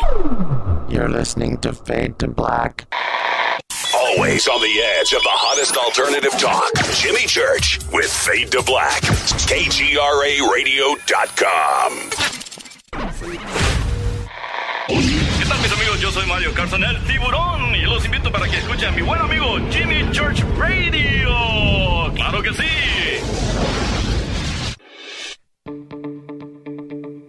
Hurricanes, earthquakes, wildfires. This year we've experienced more than our fair share. This is Jimmy Church of Fade to Black, and last month I decided to make sure my family does not have to worry about food should we get caught in a real emergency situation. Introducing Numana, a healthy, storable product that tastes so good that you'll want to eat it every day instead of just during those times of duress. All Numana products have a 25-year shelf life, are MSG and GMO-free, no preservatives, and are made in America. With the Numana pack in your home, you'll be able to sleep at night knowing that you've protected your family. Not only have I tasted and tested, I own it. Now you can too. Just click on the Numana banner on JimmyChurchRadio.com and use the promo code Jimmy when you order. In addition to a discount, we'll send you an autographed Fade to Black t-shirt. Seriously. Go Beckley Tappy. Do you worry a lot? Whether you're a college student, busy professional, parent, or grandparent, ongoing stress and elevated levels of the stress hormone cortisol can rob your memory, your health, and your future. Now you can combat the effects of stress and anxiety while improving your memory and recall at the same time with the dietary supplement Calm and Clever. Studies show that the ingredients in Calm and Clever reduce cortisol by as much as 30% in 1 to 2 weeks. Call 1-800-758-8746 or calmandclever.com. You listen to us, and we listen to you. And so does the CIA. KGRARadio.com. Hi, folks. CBD is the home run hitter for health right now. Why, you ask? Because of what it does for the body. Unfortunately, I can't tell you all about the benefit. You know, there's reasons.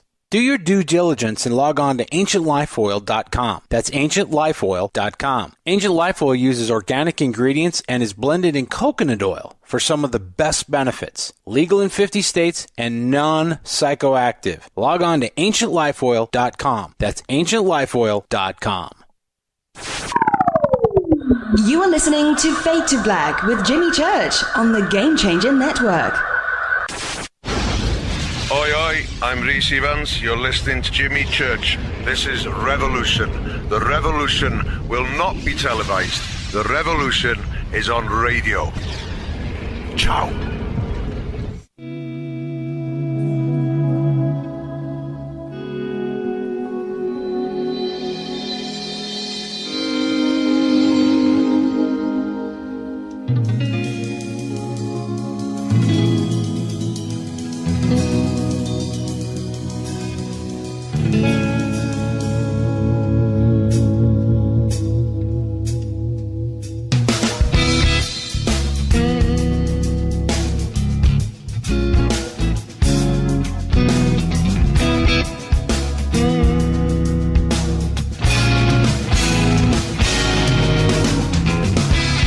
Welcome back, Fade to Black. I'm your host, Jimmy Church. It's my AMA night. Ask me anything. You can post up in Twitter, Facebook, of course, Periscope, and the chat room there. We're trying to get everything together. Lots of questions to go through. A couple of things I want to clarify. I got some email about my answer on skeptics. And so I want to go back, and I think everybody should be skeptical. Because I'm a skeptic, right? I approach everything like that. The skeptics that I have met have been troll-ish, right? They just want to pick a fight. You know, they don't come at it, from that. So that when I said I eat skeptics for lunch, I sort of meant that. But also that skeptics in general, if you come at me with a great conversation and I want to say argument because that's ultimately what it is, then it's fun. But I always win. But me, I approach everything as being a skeptic, as of all of you. Also, earlier when I said Chrissy or Janet, okay, so that question came at me, clarified in email, referring to the two female lead characters in that 70s TV show Three's Company. So I'm asking what you prefer, the sexy, beautiful, but empty-headed blonde Chrissy, or the smarter, level-headed, short-haired brunette Janet, similar to that famous question, Marianne or Ginger. And I gotta go Janet. I like to be intellectually challenged. And there you go. And thank you for clarifying that question. Okay, so back to everybody. Where did I leave off? Okay, here we are. Is that a real poncho or is that a Sears poncho? Well done, Tim. And that is my love for Frank Zappa that is so obvious on this show. My love for Frank and his lyrics. And that just lets me know that this audience is on top of their game. And I'm so happy. Frank Zappa, for me, growing up was... my little private love, and he steered so much of my thought process that I follow today. But that Frank Zappa apparently meant so much to so many that I really wasn't aware of, and every single day I'm reminded of that. So thank you, Tim, for that, Camarillo Brillo. And this is something else that's really funny. Frank Zappa wrote about, like Camarillo. He wrote about all of these locations here in Southern California that he referenced in all of his lyrics. And until you live in Southern California, you don't understand, right? But you move out here in Fontana or Redlands or San Bernardino and these and the Valley, these places that he wrote about in his lyrics, and you get out here and you experience it, and then you realize even more that Frank was a very, very intelligent guy. So thank you for that, Tim. Very well done. How did you come up with the show's name?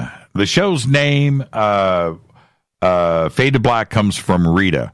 No, it is not Metallica, Fade to Black. Years ago, back in the 90s, I did a video for a company called Elisa's on mixing techniques. So I did the video, and at the end of the video, I looked into the camera and I said, okay, we're done. Fade to black. And Rita saw that video and laughed. She laughed at me. She laughed at what I said. And 15 years went by, and she would always come back at me and tease me about that fade to black. She would say things in our lives every day, fade to black, fade to black. So when it came to naming the show, she said, there's only one name, and we're going to call it Fade to Black. And that's where it came from. Had nothing to do with Metallica or anything else. It was her teasing me for 15 years, and she got that final last jab in me so that Fade to Black would be in my face for the rest of my life, and the inside joke would continue forever. So you can thank Rita for that. She came up with Fade to Black. Okay, now, let's see. Where am I? Fade to black, fade to black. What's the story of the audio clip that says, I love ponies? I couldn't stay sane without ponies to brush. That plays during the show, during the commercial breaks. Okay, I kind of got to go back. I would almost have to defer to Rita on this. But we were coming up with different things for different breaks that we were writing and scripting. And Rita did the ponies and had that done. So, and we had a voiceover artist cut that and cut different versions of it. So there you go. There may be more to it. And right now I can't remember specifically, but I will say that was Rita's idea. Okay. Right. There was something else to it too as well, but that was Rita's thing. That was Rita's creativity. What's the current research status? Oh, has that been repeated? Okay, so there you go. Jimmy, whatever. Okay. Oh, are these being duplicated or am I reading twice? 2-part Oh, do you think you will ever have Alex Jones on the show or be a guest yourself on InfoWars? Alex has politely declined our invitations to come on Fade to Black. When he was over in Europe, when he had that death threat or whatever it was, he was over in Europe and running around in Italy and so forth. We asked him to come on the show and do a remote from Europe. We thought that would be fun to do. It was discussed and thought about, and then ultimately that was declined. Not in a negative way. It was a very busy schedule. Since then, we haven't asked Alex to come on this show. Would I go on InfoWars? I would say that it depends on what they want to talk about. Okay, so there's that part of it. Alex Jones is somebody that I'm entertained by. Okay? All right, once in a while I do check him out. I used to watch him more frequently before Fade to Black. There's not enough time. Plus, we're on at the same time. So there's that part. Second, I would defer anything like that, as I do with any interview or guest appearance that I do on other shows. It is deferred over to Rita. Then we discuss it. So, would I personally do it? The answer is yes, but it would be contingent on what the subject is about. Okay? All right. And then ultimately, Rita would tell me no. So there's your answer. 2-part question. Who is the most interesting person you've met, and what lesson did you learn? The most interesting person that I have met. Oh, man. And what did I learn? I'm going to go with this because my 3 or 4 people that influenced me so much, I've met, hung out, and worked for. And I'm speaking specifically about Rob Halford, Ronnie James Dio, and Tony Iommi. Okay, and I held them up with such high regard. But out of those 3, I would say that I spent the most time with was Rob, and I spent 2 years with him, off and on, over 2 years. And I'll say this is what I learned from Rob, that his voice is real. Okay, real, like real. What you hear is what you get. I have had Rob sing to me. I remember we were in a car, a rental. I'm driving, and we're out in the desert of Arizona, driving across, going somewhere. And he sings to me in the car, right? And now, I've heard him sing in the studio, and I've heard him do that. But in the car, he sang. And I don't even think it was a Judas Priest tune. It was something else. It was something we were talking about. But it was so loud, and it was exactly what you hear on the records. And I remember driving in the car thinking to myself, Rob Halford is singing to me right now in the car, and that voice is exactly what you hear. And that's what I learned. It was not fake. It was not effects. Yeah, he was such a cool dude, an honest dude, and I learned a lot from Rob. But there you go. Okay, so I think that answers that. If you could travel back, I think I skipped over. Okay, Jimmy, do you have a favorite pair of quirky socks? I'm wearing them now. I'm wearing my favorite quirky socks now. If so, what are they like? They're comfortable. I'm wearing them now. If not, what do you have against socks? You know what I have against socks? When you wear flip-flops and you have the toe section that goes between your big toe, right? That bothers me about socks because I like socks with flip-flops, right? So there you go. Should I show these right now? Should I show my quirky socks? Look, see? Quirky socks right there.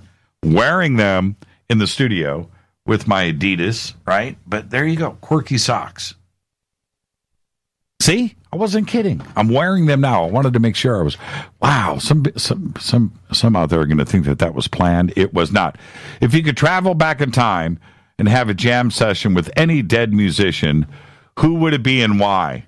Oh man, Miles Davis.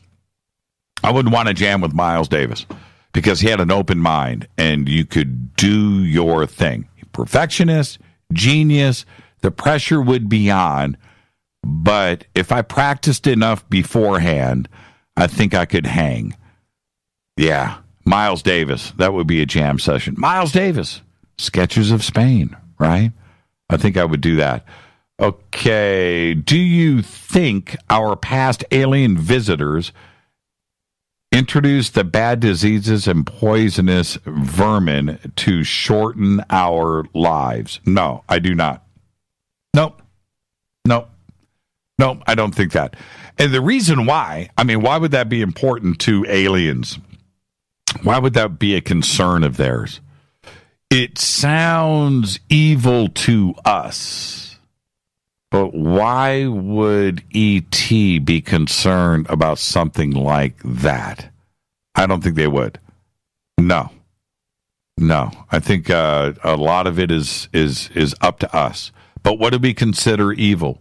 You know, if E.T. There's certain things are evil to us that just wouldn't be evil to somebody else. And I'll give you an example of that. Is cattle. We eat meat every day, right? And we take the cattle, pigs, chicken, fish. We take them and kill them and clean them for our own survival and consumption. Now, inherently, do we consider that evil? Right? Is it murder? Is it evil? Well, vegetarians will say that, but is that, do we consider? No, we don't. If you are the cows, right, it's evil.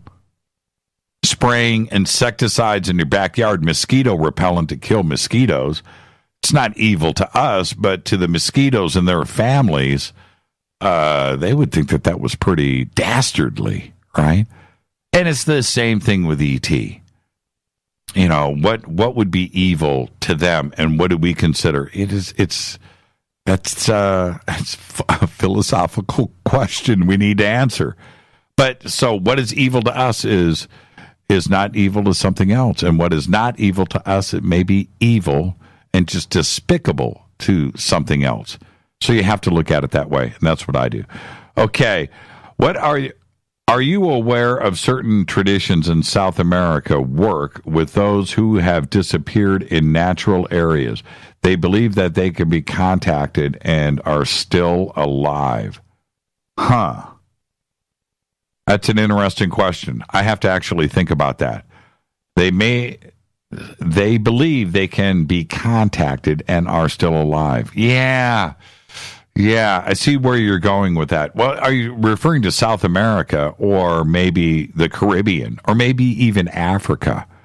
Yeah, that's pretty interesting. I like that. I like that question. That's a good question. I can't answer it right now. What's your take on Jim Carrey's transformation? Jim Carrey's a very smart guy. I think Jim Carrey is somebody that has figured out some pretty fundamental questions about our existence and what reality is and what we put our values on. He is in a position with his wealth to back off of working and exploring some of these things around us.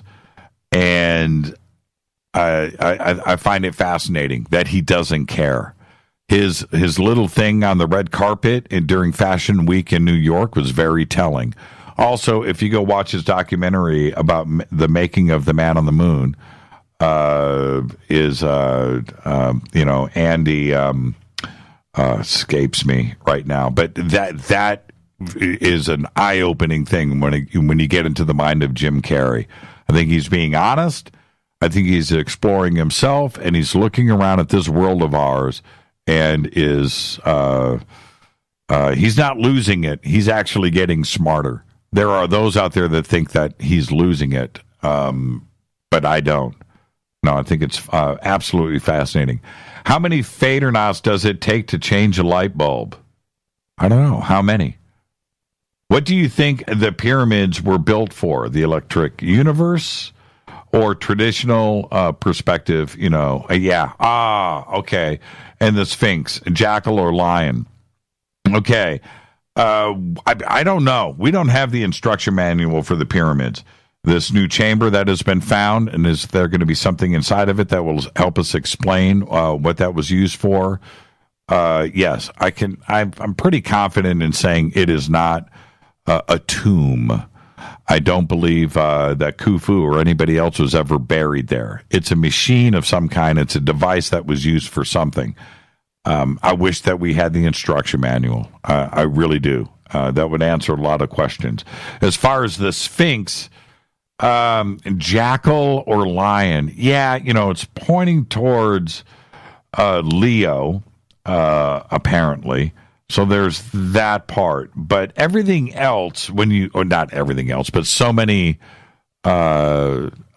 instances of, the jackal there. But the tail comes around to the side. So that says feline to me. So could be lion. I'm leaning on that because of its tail. Every time we have a cat over at the house, and that cat will sit there in that position, the Sphinx position, with the tail wrapped around on the same side too, by the way, on the right side. And I just think Sphinx. So I'm going lion on that. Okay. Oh man, what time is it? Okay. Do you know of the UFO and mysterious government activity in Western North Carolina? I do not. And I would love to know what you're referring to. I may have an answer for that if it was more specific. What is your opinion? Are possible rogue CIA false flag attacks in Hawaii and Japan? I know. Yeah. That's there's something going on there. And the photographs that I have seen are pretty interesting. That it looks like something exploded in the sky. So there's that part. But the other thing that I find more upsetting with both of those is the families that were put under such duress because they were just told that they were about to die. And you had 20 minutes to get your affairs in order. That, if I'm living in Japan, I'm still outraged about that. I can't imagine what emotions that you went through as a parent to have to face that reality. And I think that's the bigger question that is involved here. Have you ever been approached by the government? In what aspect? I've been approached by the government a lot. A lot. You know what? I'm going to say this. I've never told this story publicly before, but I did have the experience of those agents coming to our front door 2 days in a row, telling me that they were here for the census and wanted to know about my family specifically. And it was weird. And then they came back when I shut the door on, came back the next day with some more suits standing behind this lady. And she had this iPad and asking me questions that were seriously personal. And I shut the door on her a second time. They never came back. I still find that very, very, very, very, very strange. But I had a friend of mine that years ago had to get a security clearance, a very high one. And it told me that some agents were going to approach me and interview me about him. And I kind of laughed it off. But the interview eventually happened. And it was pretty strange. And I told this guy, and I still have his card somewhere, and it literally says, like, special agent for, I'll have to ask Rita, some agency in Washington. And so anyway, I told him, I said, dude, man, do you know what I do? Are you aware of what I do? And you're asking me these questions about this guy when yeah, I'm aware. And he said this, and I was like, man, you're really going to listen to me? It was pretty funny. But this is the funny part. My friend got the gig. Yeah, I can't say anything more specific, but pretty top secret stuff. So yeah, I've hung out with a few government types in my life. Yeah, pretty strange. Okay, I got to keep this going. What is your favorite mountain bike or dirt bike? Cannondale. There you go. And I had a full suspension Cannondale that I absolutely loved. I've sold it, but I should post pictures of that, me on top of a couple of mountains. If you were treating Rita to breakfast in bed, what would be on the tray? It would be Belgian waffles with whipped cream, fresh strawberries, and fresh maple syrup, maple-flavored bacon, and 2 eggs, sunny side up. There you go. You know why? I know what she loves, number one. Number two, we do that all the time. That's our favorite thing, breakfast for dinner. We do it all the time. Have you ever met Alex? Oh, wait, hey, Jimmy, what is your very first job that you got paid for? McDonald's. Worked at McDonald's for 2 or 3 years. During high school. Okay, there you go. In our niche, Jimmy, what question would you like answered in the fullest truth? In our niche, what question would you answer to the fullest truth? Man, that always goes back to the ET question. That always goes back to ET. I would like to just get to the director of the CIA and hit him with the UFO question. You know, do you have a crashed saucer? I think that's what I would like answered. Hey, Jimmy, I think music still sounds best on vinyl. It does. What is your preference? Vinyl, CD, digital, etc. There's no question about that. Nothing sounds like vinyl. Nothing sounds like vinyl. And I've done the test myself. So there you go. Analog. Like this show and the gear that we use here. Everything is analog. Let's see. McDonald's. Jimmy, have you ever met Alex Collier? And have you ever interviewed him? No. The answer is no. We reached out to Alex. He was ill, and this was a couple of months ago, and we nearly got it set up and then kind of forgot about it after that. But, I wouldn't mind having Alex on the show. Very interesting dude. Cats or dogs? Dogs, of course. But then again, you haven't met our cat, so that makes it tough. But I'm going dogs. Let's see. Yes, break. We are 15 seconds away. One more question. What's an average Jimmy day? Average Jimmy day is sleep until, Rita's going to say I'm lying. I'm going to say sleep till 10. 10:30, uploading and editing audio and video. Getting that out of the way, booking guest, then going through emails. Writing the news and the things that I want on the show that night, of course, Fate or Fact and that day in history, getting all of that out of the way, and then going in and doing some basic research and getting that out of the way, and then eating lunch, and then going back, taking a nap for about a half hour, coming back, doing sound check, 15 minutes after that, brewing coffee, and then right after that, doing the show, going till 10 o'clock at night, and then having dinner with my lovely wife at about 10:30, watching a movie from 10:30 until 1 o'clock in the morning, going to bed, and doing it all over again. I would say that is the average day. That happens 6 days a week. And with that, I'm going to take my next break, and I'll be right back continuing this AMA. We have 1 hour left. Wow, I haven't talked this much in like forever. This is Fade to Black. It's my AMA. Ask me anything. I'm your host, Jimmy Church. We'll be right back. Stay with us.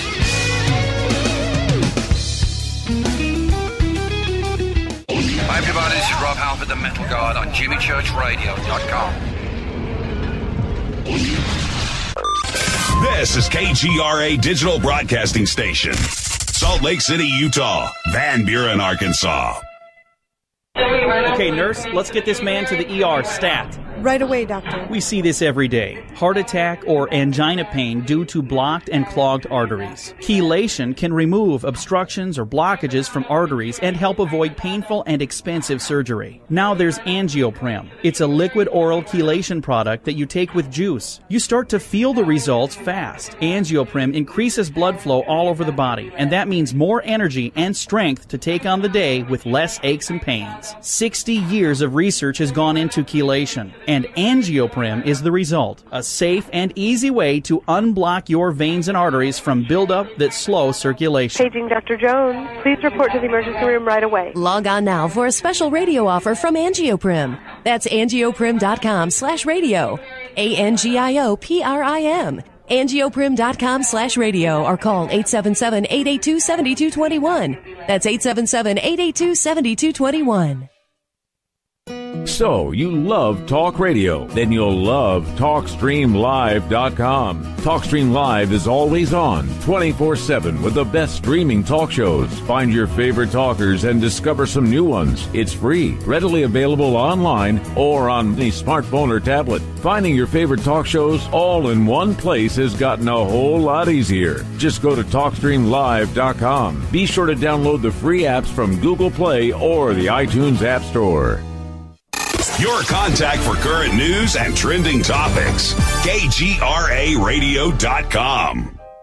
Hello, Fadernauts. This is Jimmy Church, and I'm introducing New Pharma, a company whose products are based on science.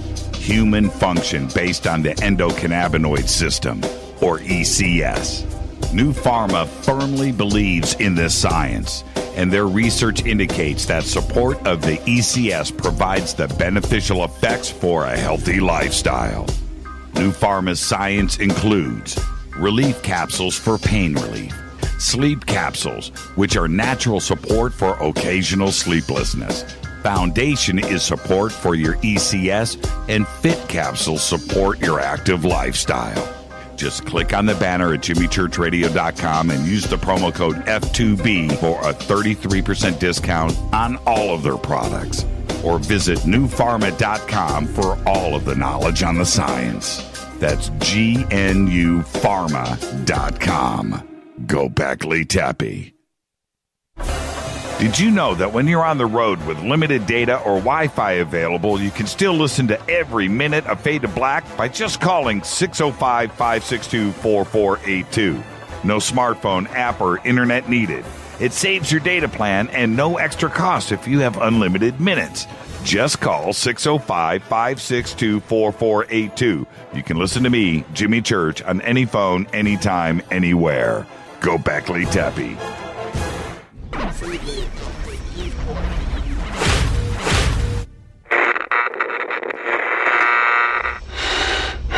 You want to know a secret? I love ponies.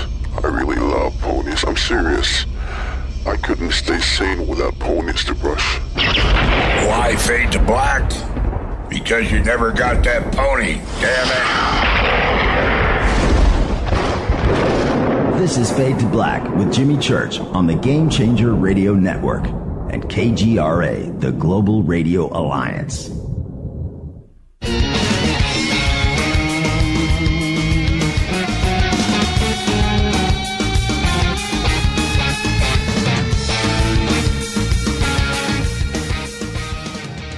Welcome back, Fade to Black. My AMA, Ask Me Anything. I just posted up there in Periscope. This is nuts.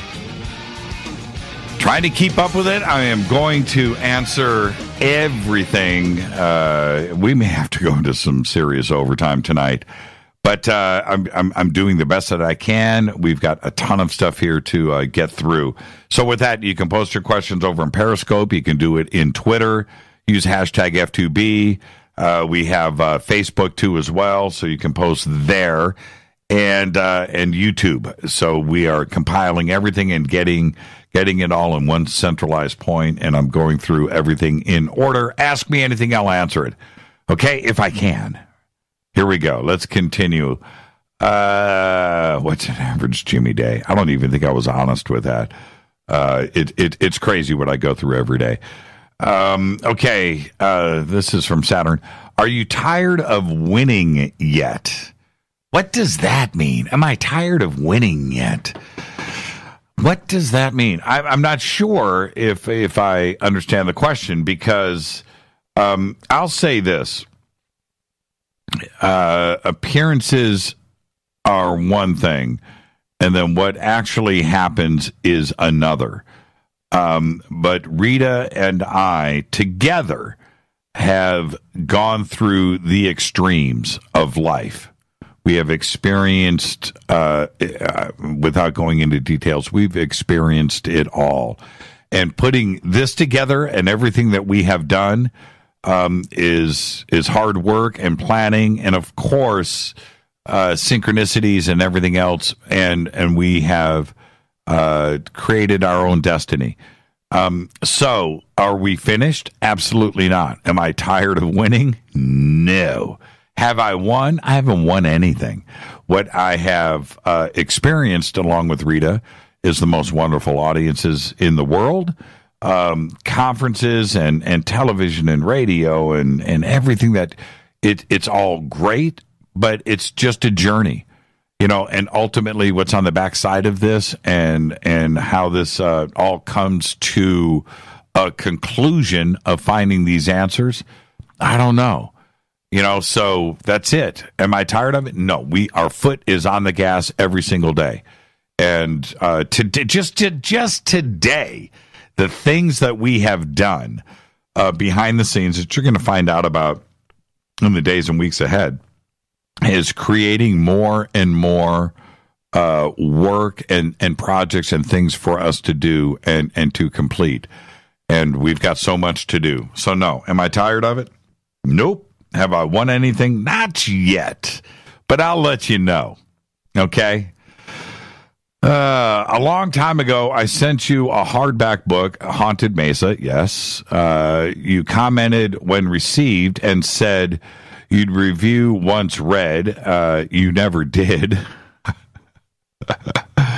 What did you think? And what was it a take on Dulcie or just a story? Yeah. Okay. And going back to that, could be. That's interesting because I did think of Dulcie when reading that. Yeah, too long of an answer for me to do right now and right here.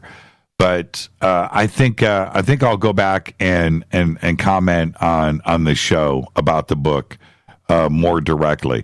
But this is the thing, that book specifically could apply to so many different geographic locations across the United States, if not the world. But yeah, I do think that there is something going on when it comes to places like the Haunted Mesa or Dulcie in general. Okay, I remember specifically, I asked Norio Hayakawa once. I said, dude, an entrance to Dulcie, right? No, I haven't found it. Okay. Well, then, if there isn't an entrance that can be confirmed, then what explains the lights and the other phenomena that have been going on around the Archuleta Mesa? Right? Now, so are we talking about spirituality? Are we talking about spirits? Something interdimensional? So, yeah, I think that there is something going on. Have you heard Black Sabbath's last studio album, 13? No, I have not heard it. Would like to check it out, though. But no, I have not heard it.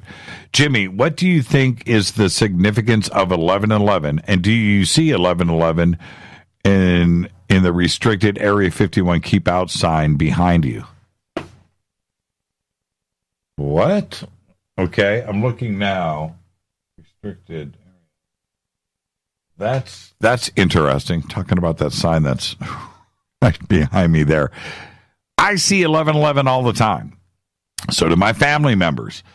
Rita, over the last 2 days, has made a real sport of pointing out specific times.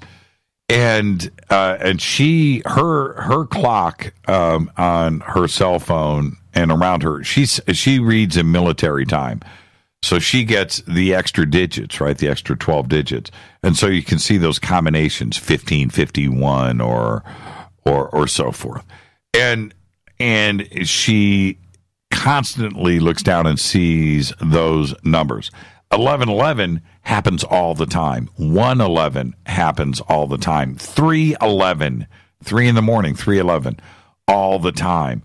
I would love to know what is going on with that. Is this something that eventually your brain is just, its internal clock knows when it's 11:11 and you are going to pick up your cell phone or your watch and look down and see 11:11 there or 1:11? Isn't that interesting? I'm not so sure what goes on with that. We do have internal clocks, right? Your clock is set for 7 a.m. in the morning. You wake up at 6:45. Because your body knows that at 7 a.m. that annoying alarm's going to go off and wake you up. So instead, your body warms up before that, and you end up turning off the clock before you hear that alarm. There's that part.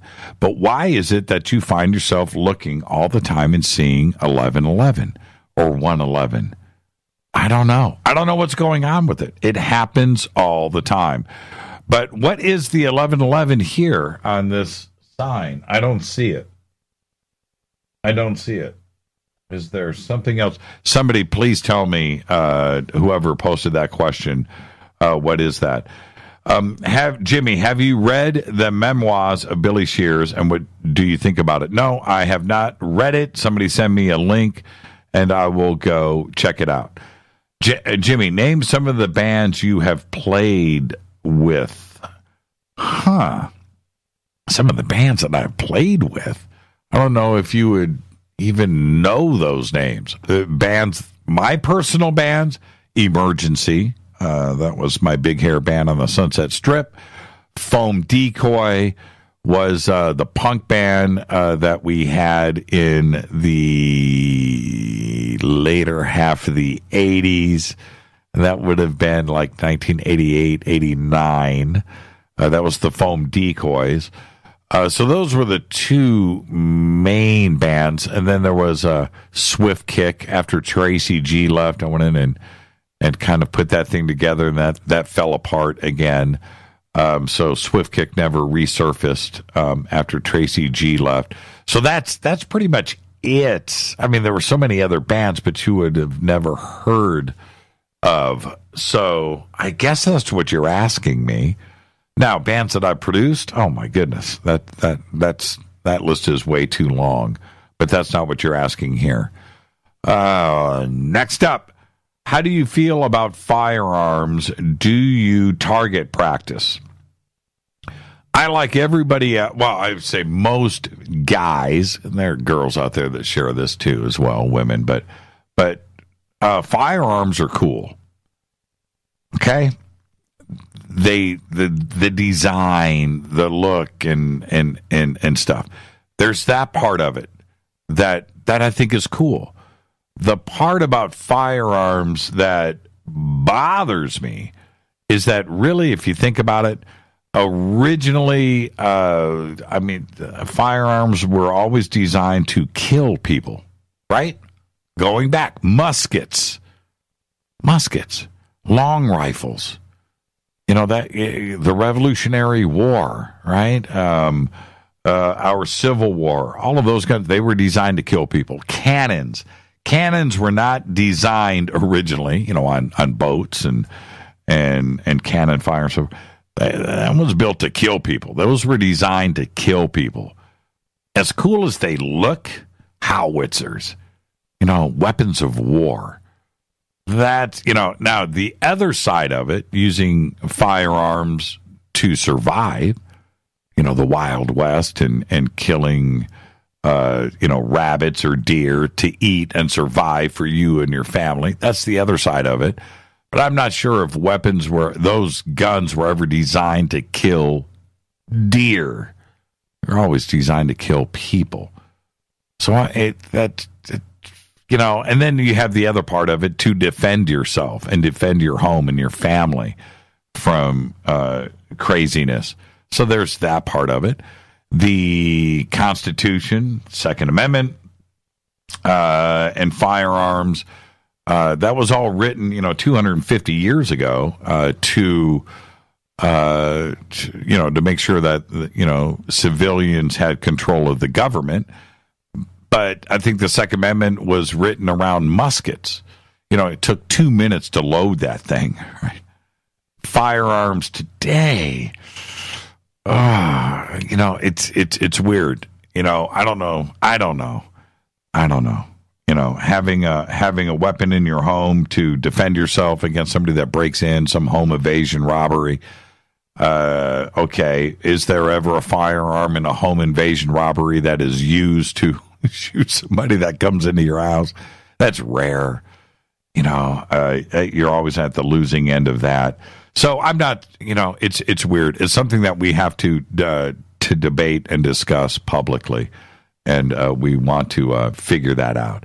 Have I target practiced? Yeah, I have. It's been a long time since I have done that, but I have done it.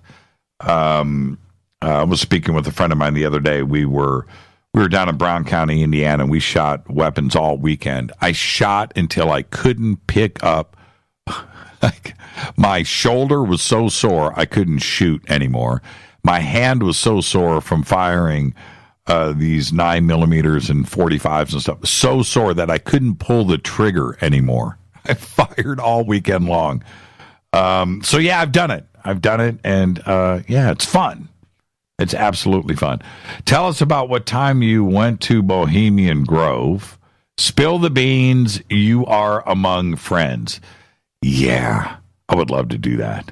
I would love to do it. Secretly, have I done it behind? No, I haven't. I would tell you if I have. I'm not scared. No, I haven't done it. And today they've got that down on such lockdown that you would really, they've got sensors and things out in the woods. I'm not so sure if we could do the Alex Jones thing and get up there and videotape. It certainly made his career. But I would do it if I could. Okay? So if anybody's got a secret entrance or a way to get up there and film, let us know. And I wouldn't mind going and filming that ceremony for real in 4K high definition. How do you decide if a person is worthwhile interviewing on air? When all they have is their fantastical story, no valid proof to back up their claims. Well, I approach it from a few different angles. Worthwhile, I don't think that is the right way to put it. But also, we've had many guests on this show that have never been on the radio before. Okay? So we have to take things in their totality.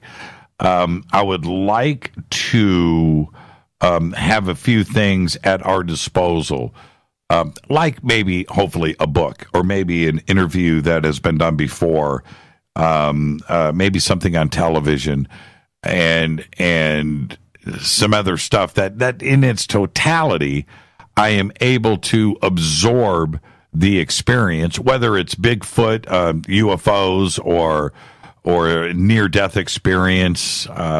Maybe it's investigating megalithic sites. That there's enough there for me to do a 2-hour conversation. I think that's what's most important. If somebody calls up on this show and shares their UFO experience, I allow them all the time that they need to tell us their story.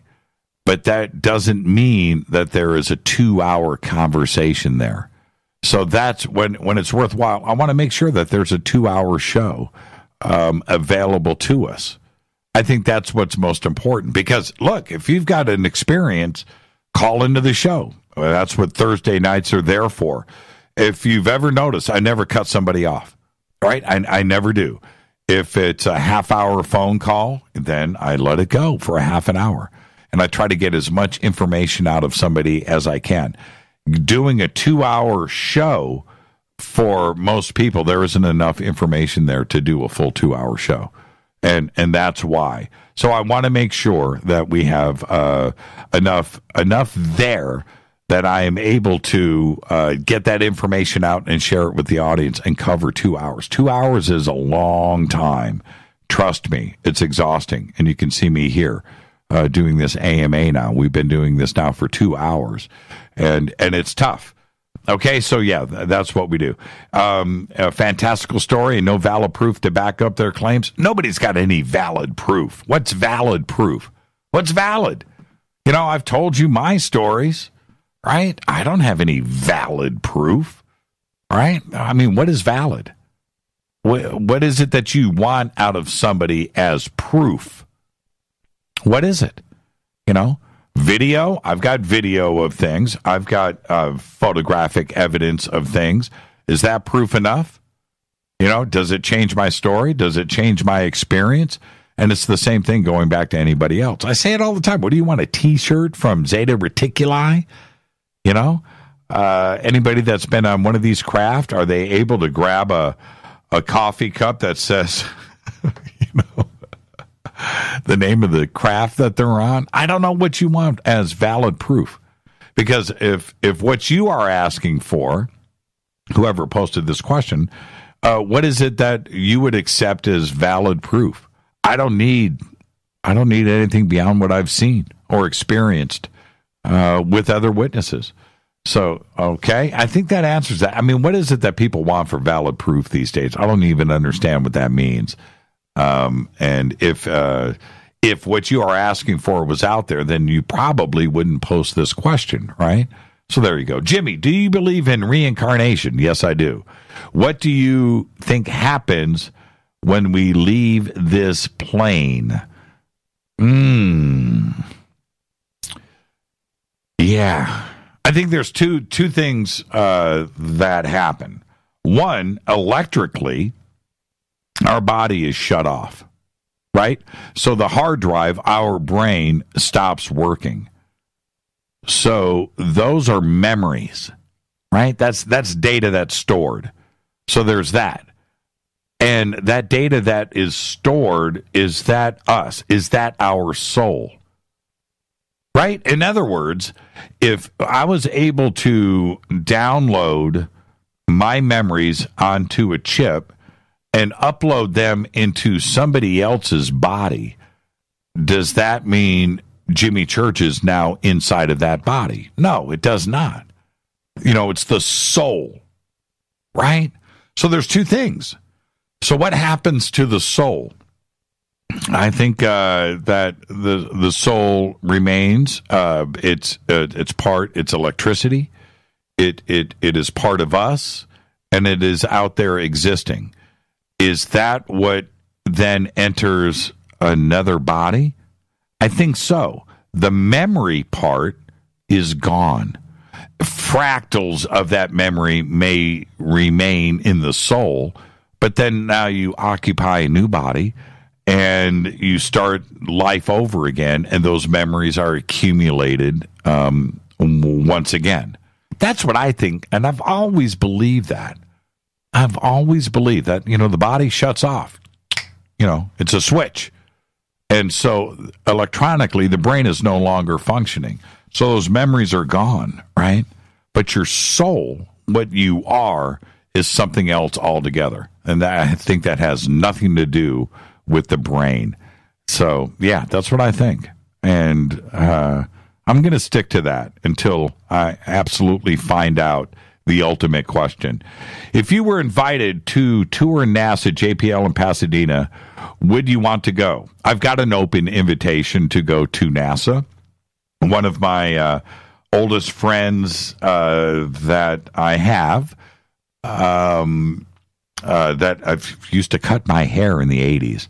She works at JPL right now. She's getting ready to retire this year.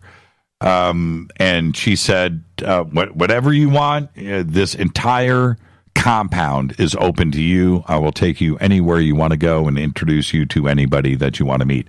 So the invitation has been open for years for me to visit NASA, and I will be doing it this year. So would I go? Yes. When will I go? It'll be this year. I have to. That's when my friend is going to retire.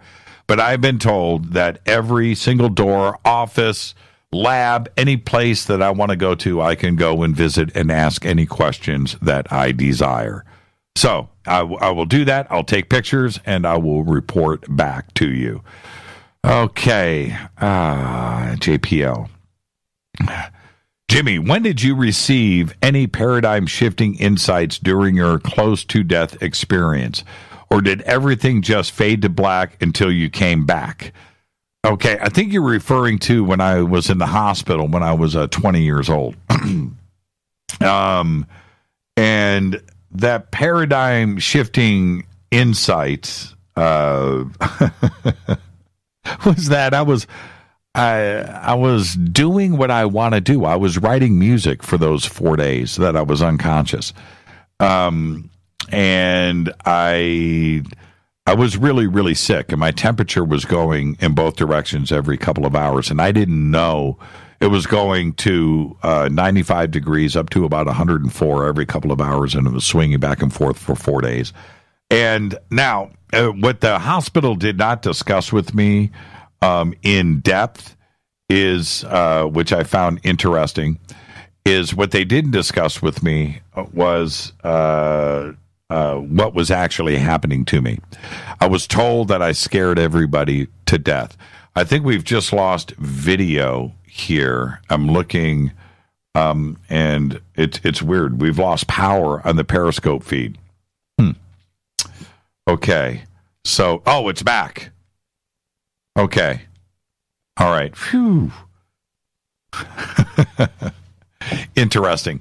But during those 4 days, I didn't know it was 4 days, but I was writing music. I was having fun. I was enjoying myself. When I came out of it, there was a priest sitting next to my bed and reading a Bible. And I didn't know that I was in the hospital. I don't remember being admitted to that. I didn't remember any of that. But it was interesting. I guess the best way that I can explain it to everybody is that during those 4 days, I didn't have any concept of time. I didn't see anything but blackness and a table and a chair and a light above that was coming down and open sheet music and a pen. And I was able to write out these symphonies and hear them in my head and write them out and hear them played back. And I did it over and over again. And I was totally happy. Totally happy. It was an amazing, fun thing. And I have no problems going back there. It was pretty cool. Now, is that what happens on the other side with a near-death experience? I don't know. That is my experience. I've talked about it a lot on this show. I really enjoyed it. I didn't like waking up. And I was in the hospital for almost a month, and I tried to go back into that zone and never did. I slept a lot. I was on heavy meds, and I was able to go and have these fantastic dreams. Nothing. I have never gone back and visited that place where I was at. I've never been able to go back there. Yeah, and it was a black open room, just black, chair, table, light above, sheet music out, a pen, and I walked around the room. Right, I walked around, but I was hearing this music, and then I would go back and I'd write some more, and it would play back, and I would get back and walk around and do this, and it was wonderful. Loved it. All right, got to take a break right here. It's my AMA. I'm answering all of your questions. You can ask me anything. If I don't finish all of these, we'll go in and do a little overtime, but I'm going to do my best to get through everything before the end of the show. Fade to Black. I'm your host, Jimmy Church. Ask me anything. I'll be right back. Stay with us.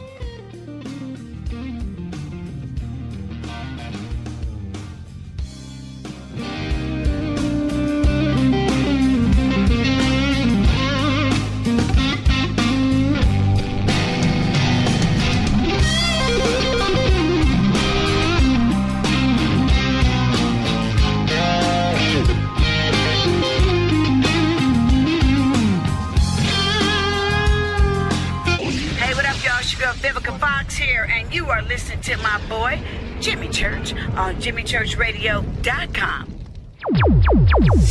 Despite popular opinion, reading a book will not make you smarter.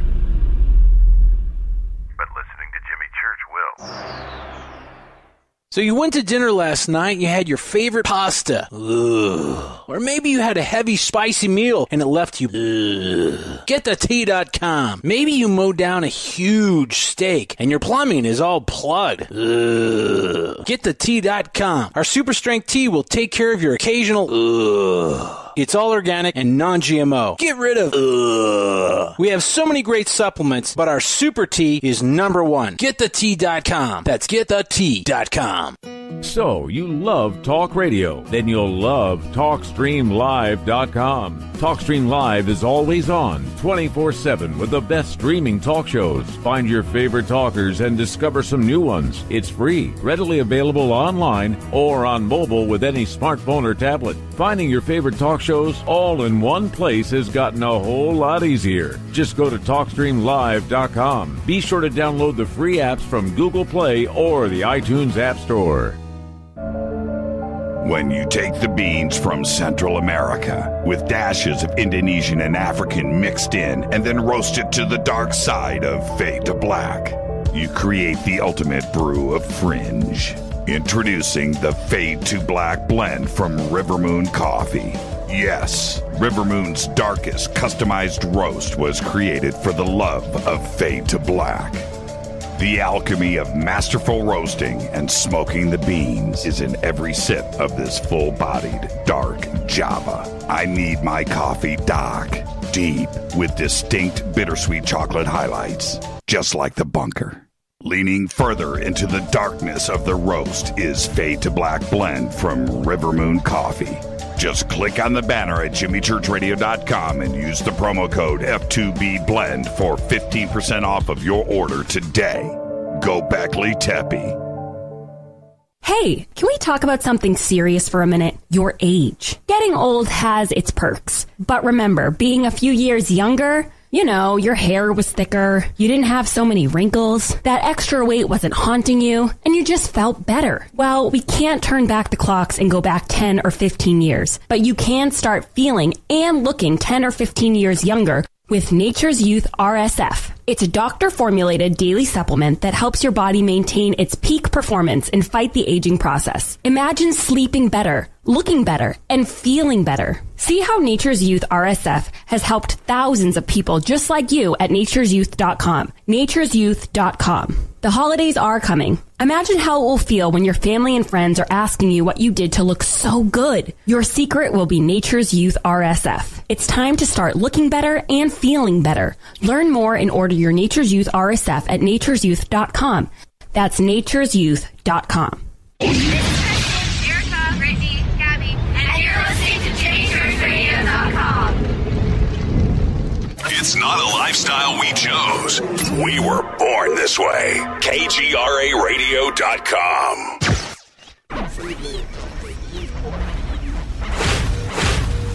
This is KJCR at JimmyChurchRadio.com.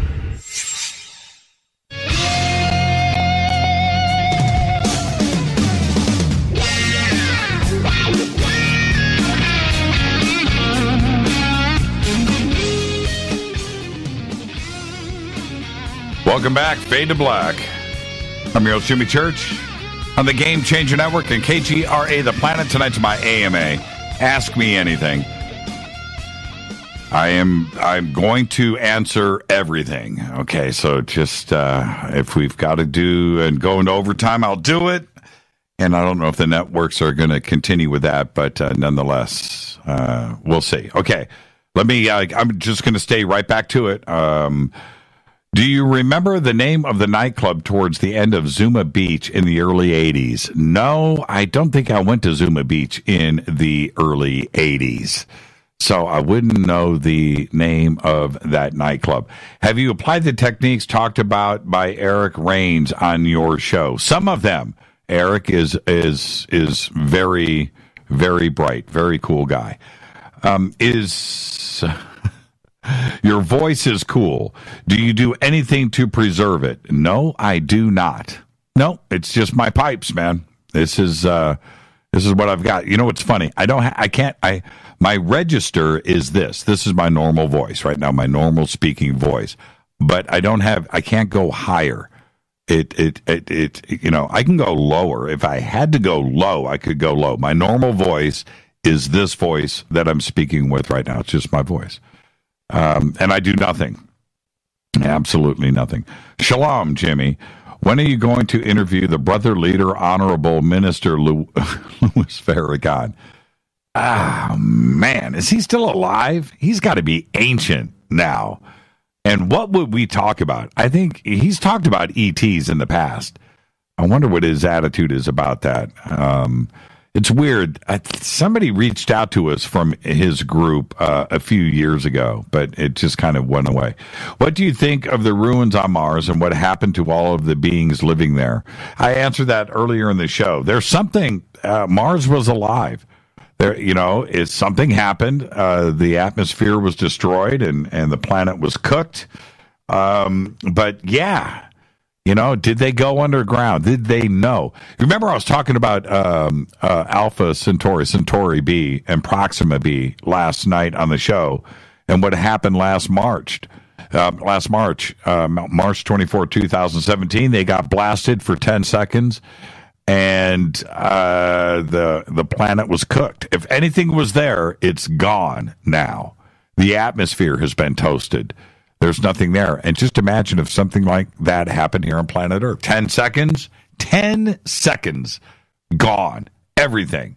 Atmosphere, oceans, boiled, the surface cooked, and there would be nothing left on this planet at all. Done. History. Done. Past tense. Yeah, think about that. 10 seconds. Are you as lost without Rita as I am without my wife? Well, I'm bummed if you are. Are you saying that you are now alone, or that if your wife left you, you would be alone? Yeah. Rita knows that if, that's the beauty of this existence here. When you have somebody that supports you, holds you upright, and you are able to discuss and talk and the amount of conversation that Rita and I have had over the years, and logged in on every subject, and we still continue to do that, except for now. She used to listen to me, and we would have, and she would listen. But now, if I go off and stuff, she stops me now. It's like, stop, I don't want to hear it. It's really, really funny. But yeah, Rita and I will be here forever for all of you, positive or negative. Have you had any CE4s that made you feel frightened or violated in any way? No. Is this, no, in general, no. This polarizing topic of there being no ETs to be threatened by, or needing to arm ourselves to the teeth and shoot them down, where do you lean, Greer or DeLong? I don't side with either of them in this point of view, because I will say this really quickly. It's simple. The technology that they possess, guns and the things that we have on this planet, and you see us fighting off ET with guns and it just wouldn't happen that way. It just wouldn't, so that's it. So no, I don't side with Greer or DeLong, because what those two or anybody else talks about is just their opinions. Okay? It's just their opinions. We have Dolan, Wilcock, Stanton Friedman, Linda Moulton Howe, all kinds of great researchers that have collected information, and Tsoukalos or whoever. And these are, it's a collective that we gather all of this information and try to figure it out. But it's my opinion that if they want to come and take it from us, then they would just come and take it. Now, that doesn't mean that, again, I said this earlier in the show, what is evil to us when it comes to ET is not necessarily evil to ET. Okay? You have to look at it like that.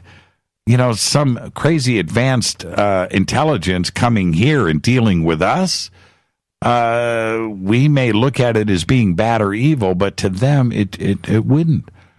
Are we an experiment? Are we just a test? We don't know. When they get here, we'll find out the truth then. We'll find out what really is going on, and we will find out that everybody out there, DeLong, and he hasn't been around long enough to establish anything, but anybody else that has been out there talking about this, that everybody's going to be wrong. Everybody is going to be wrong. We got it all wrong. So that's my take. What do you think about Zach Bagans' show, Ghost Adventures? I was addicted to that show like nobody. And Rita will tell you, when Ghost Adventures had a marathon on, I would watch it and fall asleep. I would watch it back to back to back to back to back to back to back. So, Zach Bagans, cool guy. The show and his approach to it, like anything else, that's his take on it, and that's what he does. But Ghost Adventures itself, I love that show. Haven't watched it in many, many, many, many years, though. Too busy to go back and visit that. Jimmy, what kind of art, not counting music, did you do, and do you still create it? Used to some degree, I still do today. I was a graphic artist. When I worked for Bell Labs, you know what I did? I did keypads, generally speaking. Keypads. 1, 2, 3, 4, 5, 6, 7, 8, 9, pound sign. Right?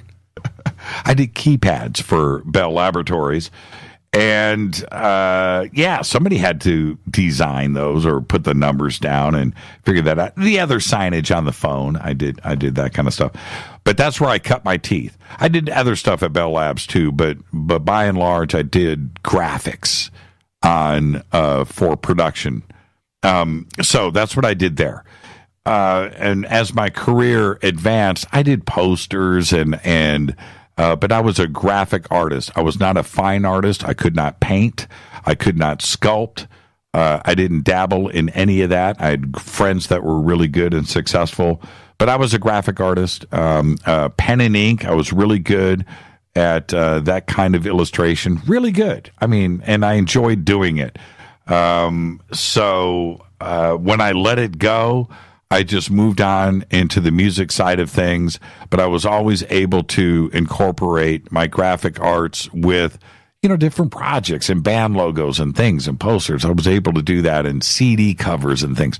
I was able to continue that part of it. And now today with Fade to Black and creating all of the art here, most of that is handled by Rita. She's the artist that designs everything. Not everything. We have that wouldn't be right. Our T-shirts and things. Other Fadernauts have contributed to that, but then we take that and fine tune it. But my opinion gets interjected, not always listened to, but I'm still able to stay creative. Jimmy, what does your instinct tell you about the real purpose of the Great Pyramid? Again, we don't know.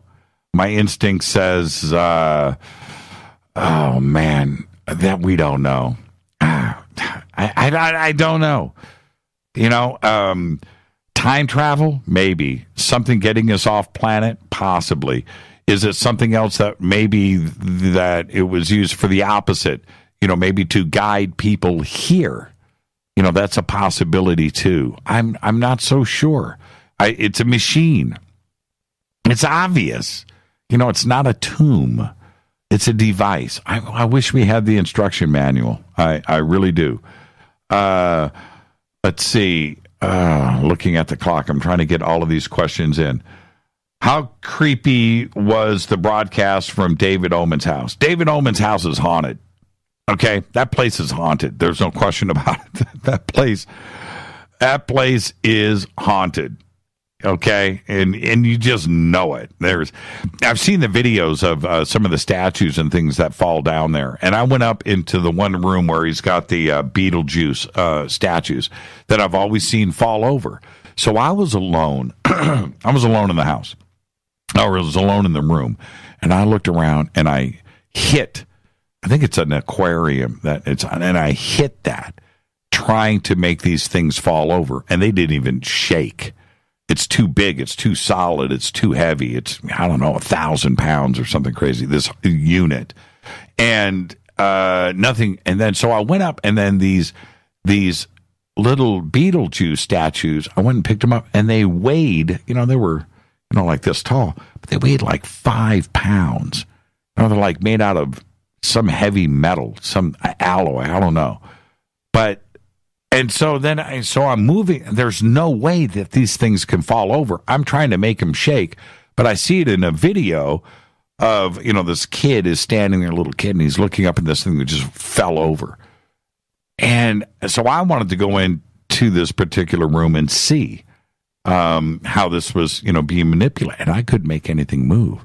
And that really creeped me out. There's something. That place is haunted. David Oman's house is haunted. I think we're going to go up there with Nick Groff.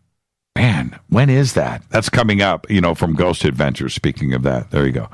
Jimmy, where's your favorite taco truck and what do you order? We have a few favorite taco trucks. And it depends. There are a couple of places in the valley around us where the taco trucks do gather. And when Rita and I go and do these street fair type things, we do a little bit of everything. But my favorite thing to order is I like to experience what they feel is their best taco. In most cases, it's some kind of beef and carne asada. I have no problem with that. I do like al pastor with pineapple. Okay, which is a roasted pork with pineapple, pretty good. There are pork developments in our life. I'll talk about it at another time. But yeah, I do enjoy that. But when you go to these other taco trucks, you can go down and experience everything from lobster to different like Philadelphia cheesesteak things. And then there's a taco truck here in town that does nothing but grilled cheese sandwiches. It's called Grill 'Em All. It's got the Metallica logo on the side, and all they do is grilled cheese, different types of grilled cheese sandwiches. Again, amazing, right? So we like to experience all of them, and all of the dessert trucks too as well. There's that part of it. Here in California, there is no end to taco truck madness. When will John Lear be back on the show? Could you get Bob Lazar via John Lear? Bob Lazar. Okay, first off, John Lear is always welcome on the show, and we should. Thank you for reminding me we can get him back on the show. No problem. That's easy. That's a phone call. Bob Lazar and Fade to Black, possibility. Okay, he's fully aware and knows that we would like him on this show. He's doing so much right now with George Knapp and Jeremy Corbell, and also his autobiography that is being released by Tom DeLonge. I think that's coming out here soon, too, as well. So he's got a full plate. But Bob Lazar and Fade to Black, it will happen. Not a problem. I just don't know when.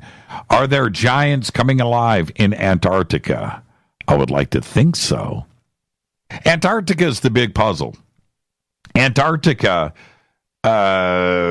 is melting. I don't know how long it's going to take for it to start to reveal its secrets, but I think that there's a panic.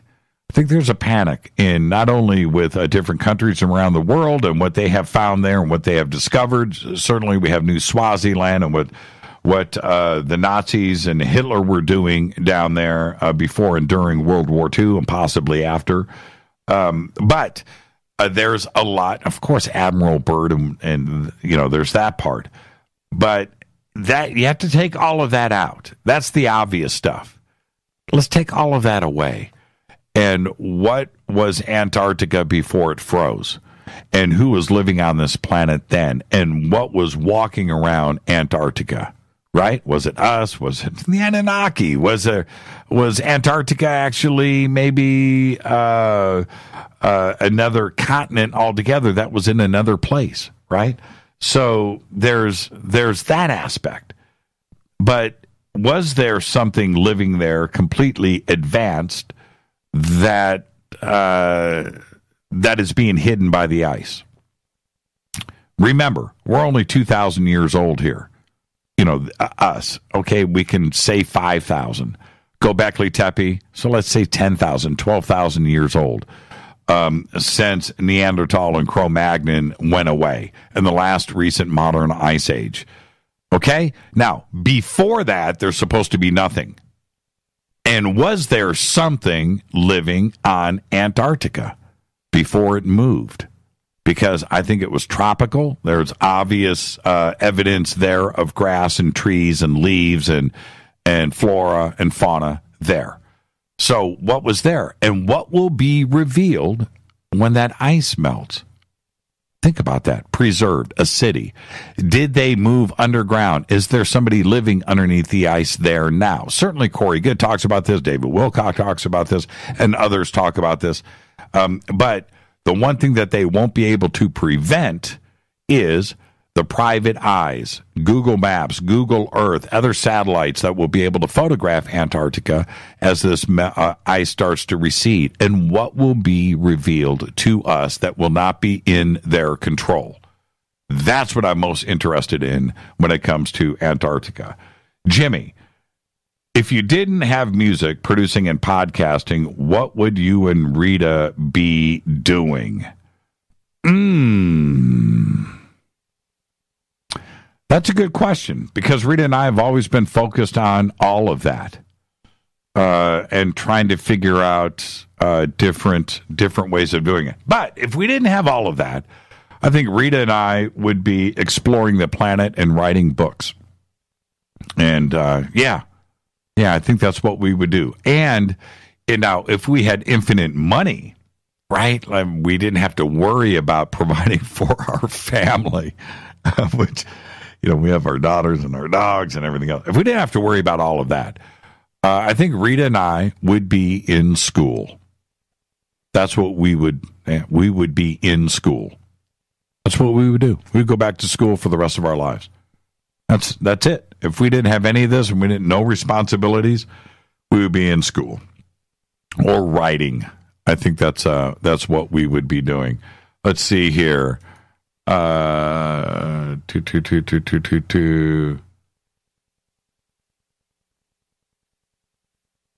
Okay, I don't understand that question. That's a weird one. Okay, Jimmy, I don't have Twitter. I don't have Facebook. Sending you an email. Have you had your vitamin B12 tested and vitamin D? If not, please do. Why? That's interesting. No, why would I have it tested? Okay, that comes in from Annie. Back to this over here. In my best Father Guido Sarducci voice, if you could be any animal, what animal would you be? If I could be any animal, I would want to be a monkey, a chimp. Yeah. That's what I would go there, because you have, you're an animal, first off. You could live in the wild. That's the second. Third, you've got hands, feet, you can climb, but you can think. You're very close to human, so you have that part of it. You have all of those emotions that are there. A dolphin would be really cool, but you're limited to the ocean, right? But yeah, I think a chimpanzee, something like that. Okay, now let's see here. Let's go here. Listen to Coast to Coast with George Knapp and Luis Elizondo. Interesting info regarding the photo. Have you heard it? No, I have not. I have not heard the interview, and that also goes with the UFO Congress. Have not. I will go back and listen to it. I'm probably going to do it tomorrow, because I think it's going to come up on Fader night tomorrow night with open lines. Jimmy, you have so much knowledge in Egyptian esoterica. Will you ever become a speaker at conferences? Oh, would I become a speaker at conferences about Egypt? Yeah, I would do it. If somebody asked me to do it, I would do it. So, yeah, not a problem there. Who is your best intellectual mentor or guide? Man, the two cats that if anybody fit those shoes, Jim Mars and John Anthony West, and they both left this planet. I looked up to the both of them so much, and I miss them. Yeah, I got to go there, and I miss them both so much. You know who I do look up to though a lot these days, more and more, is Richard Dolan, and we are friends, and I'm trying to keep out of the friend zone with Richard, and try to just respect him for his mind, because I tease him so much. But yeah, so there you go. I think that answers that. What is your favorite cut of meat, and how do you like it to be cooked? I'm still ribeye, yes. Filet mignon, absolutely. It has to be on a grill, and it has to be medium rare. Cooked to temp, has to be hot, but it's got to be medium rare. But ribeye and filet mignon. Yep, grass-fed, grass-finish, prime cut, no exceptions. Jimmy, I really respect what Bob Dean has done for the UFO community. What is your opinion on Bob and his message? I think Bob is amazing, by the way. And why has he never been on Fade to Black? He's never been on Fade to Black because he's been really, really, I think he's semi-retired and hasn't been healthy. He's getting up there in years. If he could come on Fade to Black, I would have him on tomorrow. Okay? All right. Jimmy, are you a Star Trek fan? And if so, do you have a favorite episode?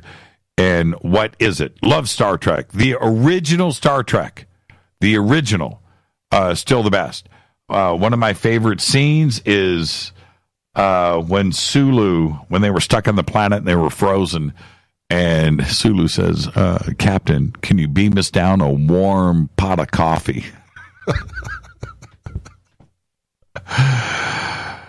Yeah, I still can't change that. If you could go back in history physically, but could never return, what point in time would you go? Roswell crash site, Egypt? That's a tough one to call, because I don't like the sickness and the illness and the inconvenience of anything before like 1950, right? The Roaring 20s, right? Sounds fun. That's a tough life. The Old West in the United States, that's a tough life. It looks all glamorous and romantic, but that's a tough existence. So, and then if you go way back to ancient Egypt, where you lived for 30 years, right? And that's it. I'm not so sure. So if I could go back in time, the 70s or 80s, that's where I would go back. With the knowledge that I have today, I would go back to the 70s or 80s and relive that. If I could live it with my brain that I have today and the knowledge that I have for this world that we have today. And that's it. I'm gonna roll over any questions for tomorrow night on Fader Night. And John Rappaport is going to be here. So I'm going to say goodnight to everybody. It's the end of our AMA. I've got some other questions that are left. I'm losing my voice. My voice is gone. Great stuff tonight. I hope you guys enjoyed it. And like I said, I'll compile some stuff for tomorrow night, and we'll do it here on the show. With that, Fade to Black's executive producer is Rita Camarion. Show is produced by Hilton J. Palm, Renee, Dennis, and Bob. Announcers are Steve Harder, Gene Vitoa, Mark D. Kovar. Webmaster is Drew the Geek. Music, Doug Aldridge. Intro, Spaceboy. spaceboymusic.com. Fade to Black is produced by KJCR for the Game Changer Network. Syndication is KGRA, The Planet. This broadcast is owned and copyrighted 2018 by Fade to Black and the Game Changer Network. It cannot be rebroadcast, downloaded, copied, or used anywhere in the known universe without written permission from Fade to Black and the Game Changer Network. I'm your host, Jimmy Church. Follow me on Twitter at JChurchRadio. It was great fun. I don't know if I'd do it again, but this was amazing. Thank you to everybody for your great questions. Until tomorrow night, be safe. Go Beckley Tepe.